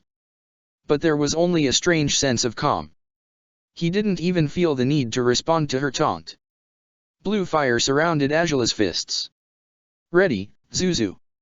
Zuko conjured his own orange-gold flames. Then the duel began. Oh. They were losing. Toph knew it even without being able to see. It was in the panicked shouts of the benders defending the wall. It was in the tanks that rumbled in an endless drone and made the ground tremor, in all the flames that were spat out and painted the world in blasts of heat. Plan B had not worked. Neither was Plan C doing much from the sound of things. They just keep coming. Someone yelled. There's no way we can stop this. Reinforcements. We need reinforcements. She clenched her hands into fists. There were crescent shapes permanently etched into her palms. The shouts were getting louder. Someone was crying not far from her. That man had been brought back from the front lines with burns all over his body and his legs crushed. There were others like him as well. Wounded. Broken. They should have been taken to a healer, or at least far from here, but there wasn't time. All anyone still capable of moving could do was put their all into stopping any more tanks from getting beyond the inner wall. Sometimes she heard Appa rumbling from overhead and knew that Sokka was trying to locate the last of the enemy earthbenders and also assess where they needed to fortify the wall's defense. Everyone was fighting so hard. Yet here she was tucked in this dwindling pocket of safety with the wounded. If she fights with us, we have a better chance of stopping those tanks with fewer casualties. You saw what she did to the drill and the tanks during the last battle. Think what she could do this time. She isn't the same now. The memory replayed in her mind.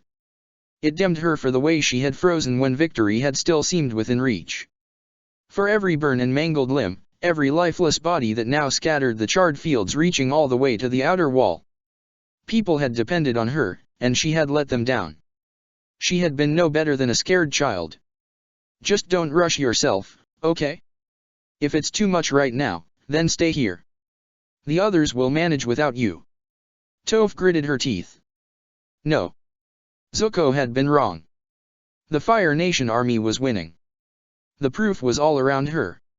What the people defending Ba Sing Se needed was a way to turn the tide of battle. They needed a metal bender.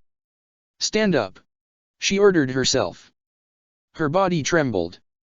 Nothing wanted to move, not even to uncurl from the wall. It was like her bones were becoming a cage, wrapping around her and squeezing and squeezing and squeezing. She could taste fear. It didn't matter that there was no physical restraints or suffocating box, no thirst to wither her strength. Her body remembered. It remembered panic, hopelessness. It remembered almost dying. Stand up. Slowly, she raised her head. Her legs wobbled as she got to her feet. One small step, then another. Her chest tightened. It was so hard to breathe. She wasn't even in the thick of battle now, not even in a position to feel threatened, but it still felt like she was trapped back in that little box. Every step was a push against wood. Endless resistance. Just to move felt like scratching her fingers raw and bloody all over again. Move. You can be strong. Toph inhaled deeply. Then she thrust her hands down and propelled her body up with a pillar of stone. She was flying, falling, letting go of everything before her element called to her from below. Her feet struck dirt soft and reassuring. She dug her toes in and felt the ripples of seismic sense spread, tracing outlines of 1,000 things before her mind's eye: people, tanks, every blade of grass, the tunnels half caved in and gaping like maws. She saw it all. Control it. Own it. Toph exhaled and stepped forward. Fresh ripples surged forth. She weaved through the earthbenders, frantically putting up blockades to hold back the tanks while others tried to trap the hulking beasts in shifting quicksand. None of them took notice of a small girl. They were too desperate, too terrified that one wrong move would see their bodies burned or crushed like those who had come before them. Fight or be killed, that was the way of war. She had lived that mantra. She had killed those men when they'd tried to contain her, to snatch her life from her weakened body. Flesh puncturing. Bones snapping.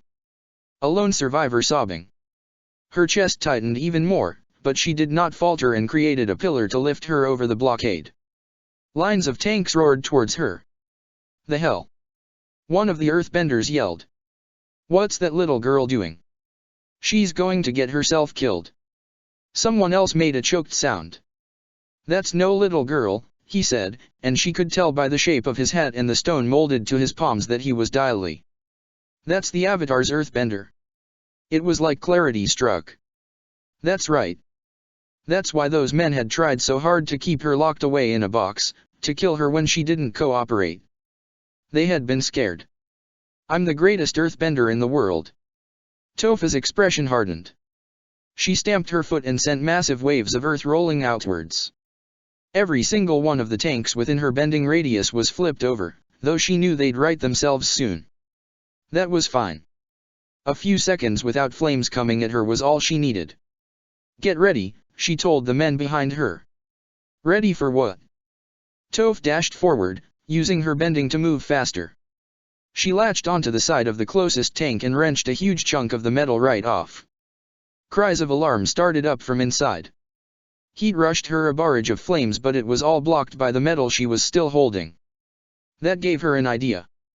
She quickly molded the metal to her body like armor. Now she had better protection. Without pausing, she grabbed hold of the tank and used her bending to lend her strength, swinging it right into the tank next to it, even as the people inside screamed and tumbled out from the hole she had created. Some of the earthbenders behind her scrambled into action and supported her so she wouldn't get overwhelmed. About time they helped. She was still one person, even if she did have the power to take the tanks apart piece by piece. Toph. That was Sokka's voice, more joyful than she'd heard it in a long time. A gust of wind ruffled her hair. He had to be flying above her on Appa. Someone jumped down to land next to her, lithe and graceful. All the pointy metal bits attached to the tall frame said enough. Of course it was Knife Girl. See, you found your feet, brat, Mai observed. A prickling sensation stung Toph's eyes. Some of the lingering tightness in her chest eased. Here was the real difference from her nightmare. In that box, she had been all alone. She had only been able to rely on herself. But that wasn't how it was going to be now. Her friends and allies were right here with her. Guess I did, she said. Sorry I kept you all waiting. No apology needed. Let's just end this. We finally got rid of the enemy earthbenders. Sokka is going to use Appa to take reinforcements and reclaim the outer wall so they can seal the last gap. I'll have your back here. Sounds like a plan. You know Sokka. He always has his plans. Mai rimmed her knuckles with fresh knives. I think you'll especially like the name of this one. Oh. It's called Toph Smashes Everything. Toph laughed, and though the sound was rusty and had to claw its way out of her mouth, it was also oddly freeing. She felt lighter. Stronger. Well, I'd better get cracking. Gotta live up to that name. Mai didn't respond at first, but for once Toph didn't need to see in the normal way to understand what expression Mai was wearing. She was pretty sure Mai was smiling. Then get cracking, brat. Toph grinned and shot into action. The Fire Nation army was about to get Toph smashed. Oh. Angela staggered back to her feet, trying to catch her breath. Her hair was loose and kept getting in her eyes. At some point she'd lost her ribbon. Zuko stood near one of the gaping wounds in the wall, right hand pulled back in a fist and his left hand stretched forward as if to block or attack at any second. The thing that made her grit her teeth, however, was the fact he still seemed calm. He wasn't even breathing as heavily as her. You're going to regret letting her heal me.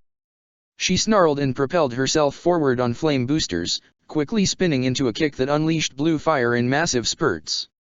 One of the earthbenders lingering on the sidelines cried out, caught up in the sparks.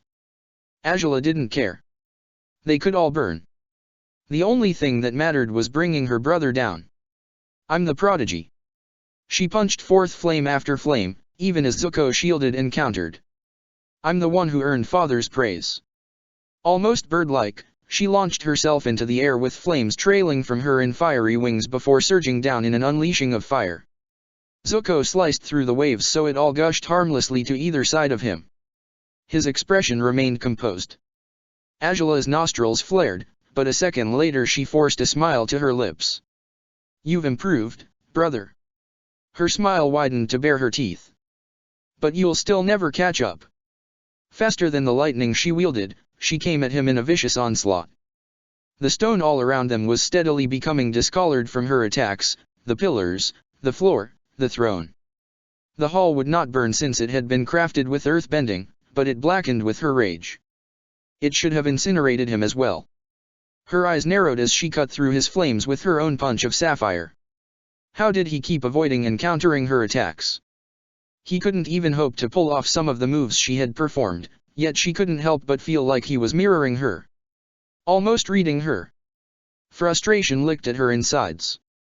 It hissed and spat like the ugly thing she kept locked up deep where no one could see. No, no, no, no. This was not her brother. This was all wrong. He was the foolish one who always let his emotions rule him. The weak one. The one who needed to be babied and petted and protected. The one she could always read without fail. There was no way that he could actually be matching her. She lashed out with a scream. He charged at the same time. Orange gold clashed with blue in a violent merge of color. Zuko and Angela were thrown back from the force, hitting opposite ends of the throne room. Her head struck the wall with a sickening crack. She blinked back dizzy splotches. The water peasant made to move towards Zuko, but he waved her off with his hand and got to his feet. No one came to check on Angela. No one ever had. You don't have to hide from me. We're the same. Her throat seized up. Jet. Somehow, he joined Mother's voice in her head. Anytime she let her guard down, he was there whispering that things could have been different, that she had got it wrong and needn't have burned him to death. Except that was obviously a lie. He'd looked at her like she was a monster the moment he'd learned she was a firebender. He would have never stood down and let her continue on her path to victory. You could have stood down, Jet's voice pointed out. You had a choice as well. Angela resisted the urge to clutch at her head and scream for him to shut up. Mother would join in soon if she wasn't careful. Mother would tell her that she was only turning herself even more into a monster by trying to please Father. But then wasn't that what pleased Angela as well? To be strong. To let go of all the useless emotions that could be used against her, including her attachment to Jet. Then why did you let your brother be healed? Brightness flickered into her vision. Her heartbeat skittered and she deflected the fireball with a pulsing shield of blue. Zuko was going on the offensive now. Angela found herself forced to move, to block, to use every ounce of focus to keep pace. No time to argue with the voices in her head. No time to question her motives. Anyway, the truth was right there looking at her from her brother's eyes. She'd wanted him healed because that interfering little worm had stepped in when Zuko had got her pinned down. She'd wanted him healed because her idiot of a brother had actually got better with his bending, and this was the only way to prove once and for all her superiority. Hers was the path of strength, his of weakness. That was how it had always been. How it was meant to be. But her breathing came short and fast now. Sweat tickled her temples.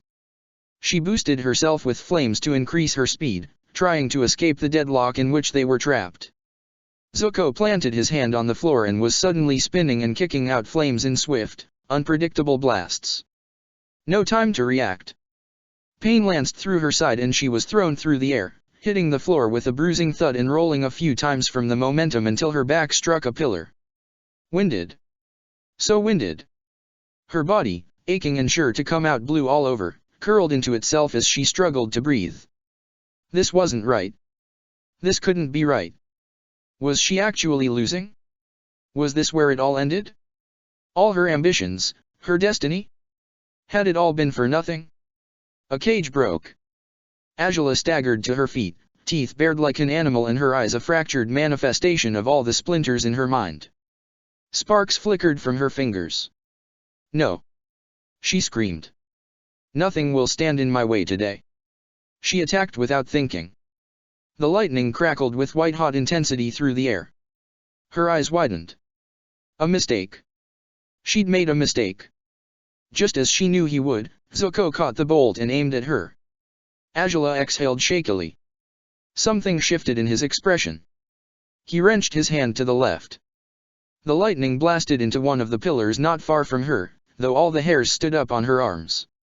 Angela stared at the smoking, charred mess of stone. Then she laughed. She laughed and laughed and laughed until her eyes stung. "You fool!" she said with a smile that felt like it might split her face. "You're going to regret that." She charged. There was a distinct thunk. Pain shot through her chest, gouging deep. She stumbled and made a choked sound. A glance down revealed an arrow sticking out of her chest.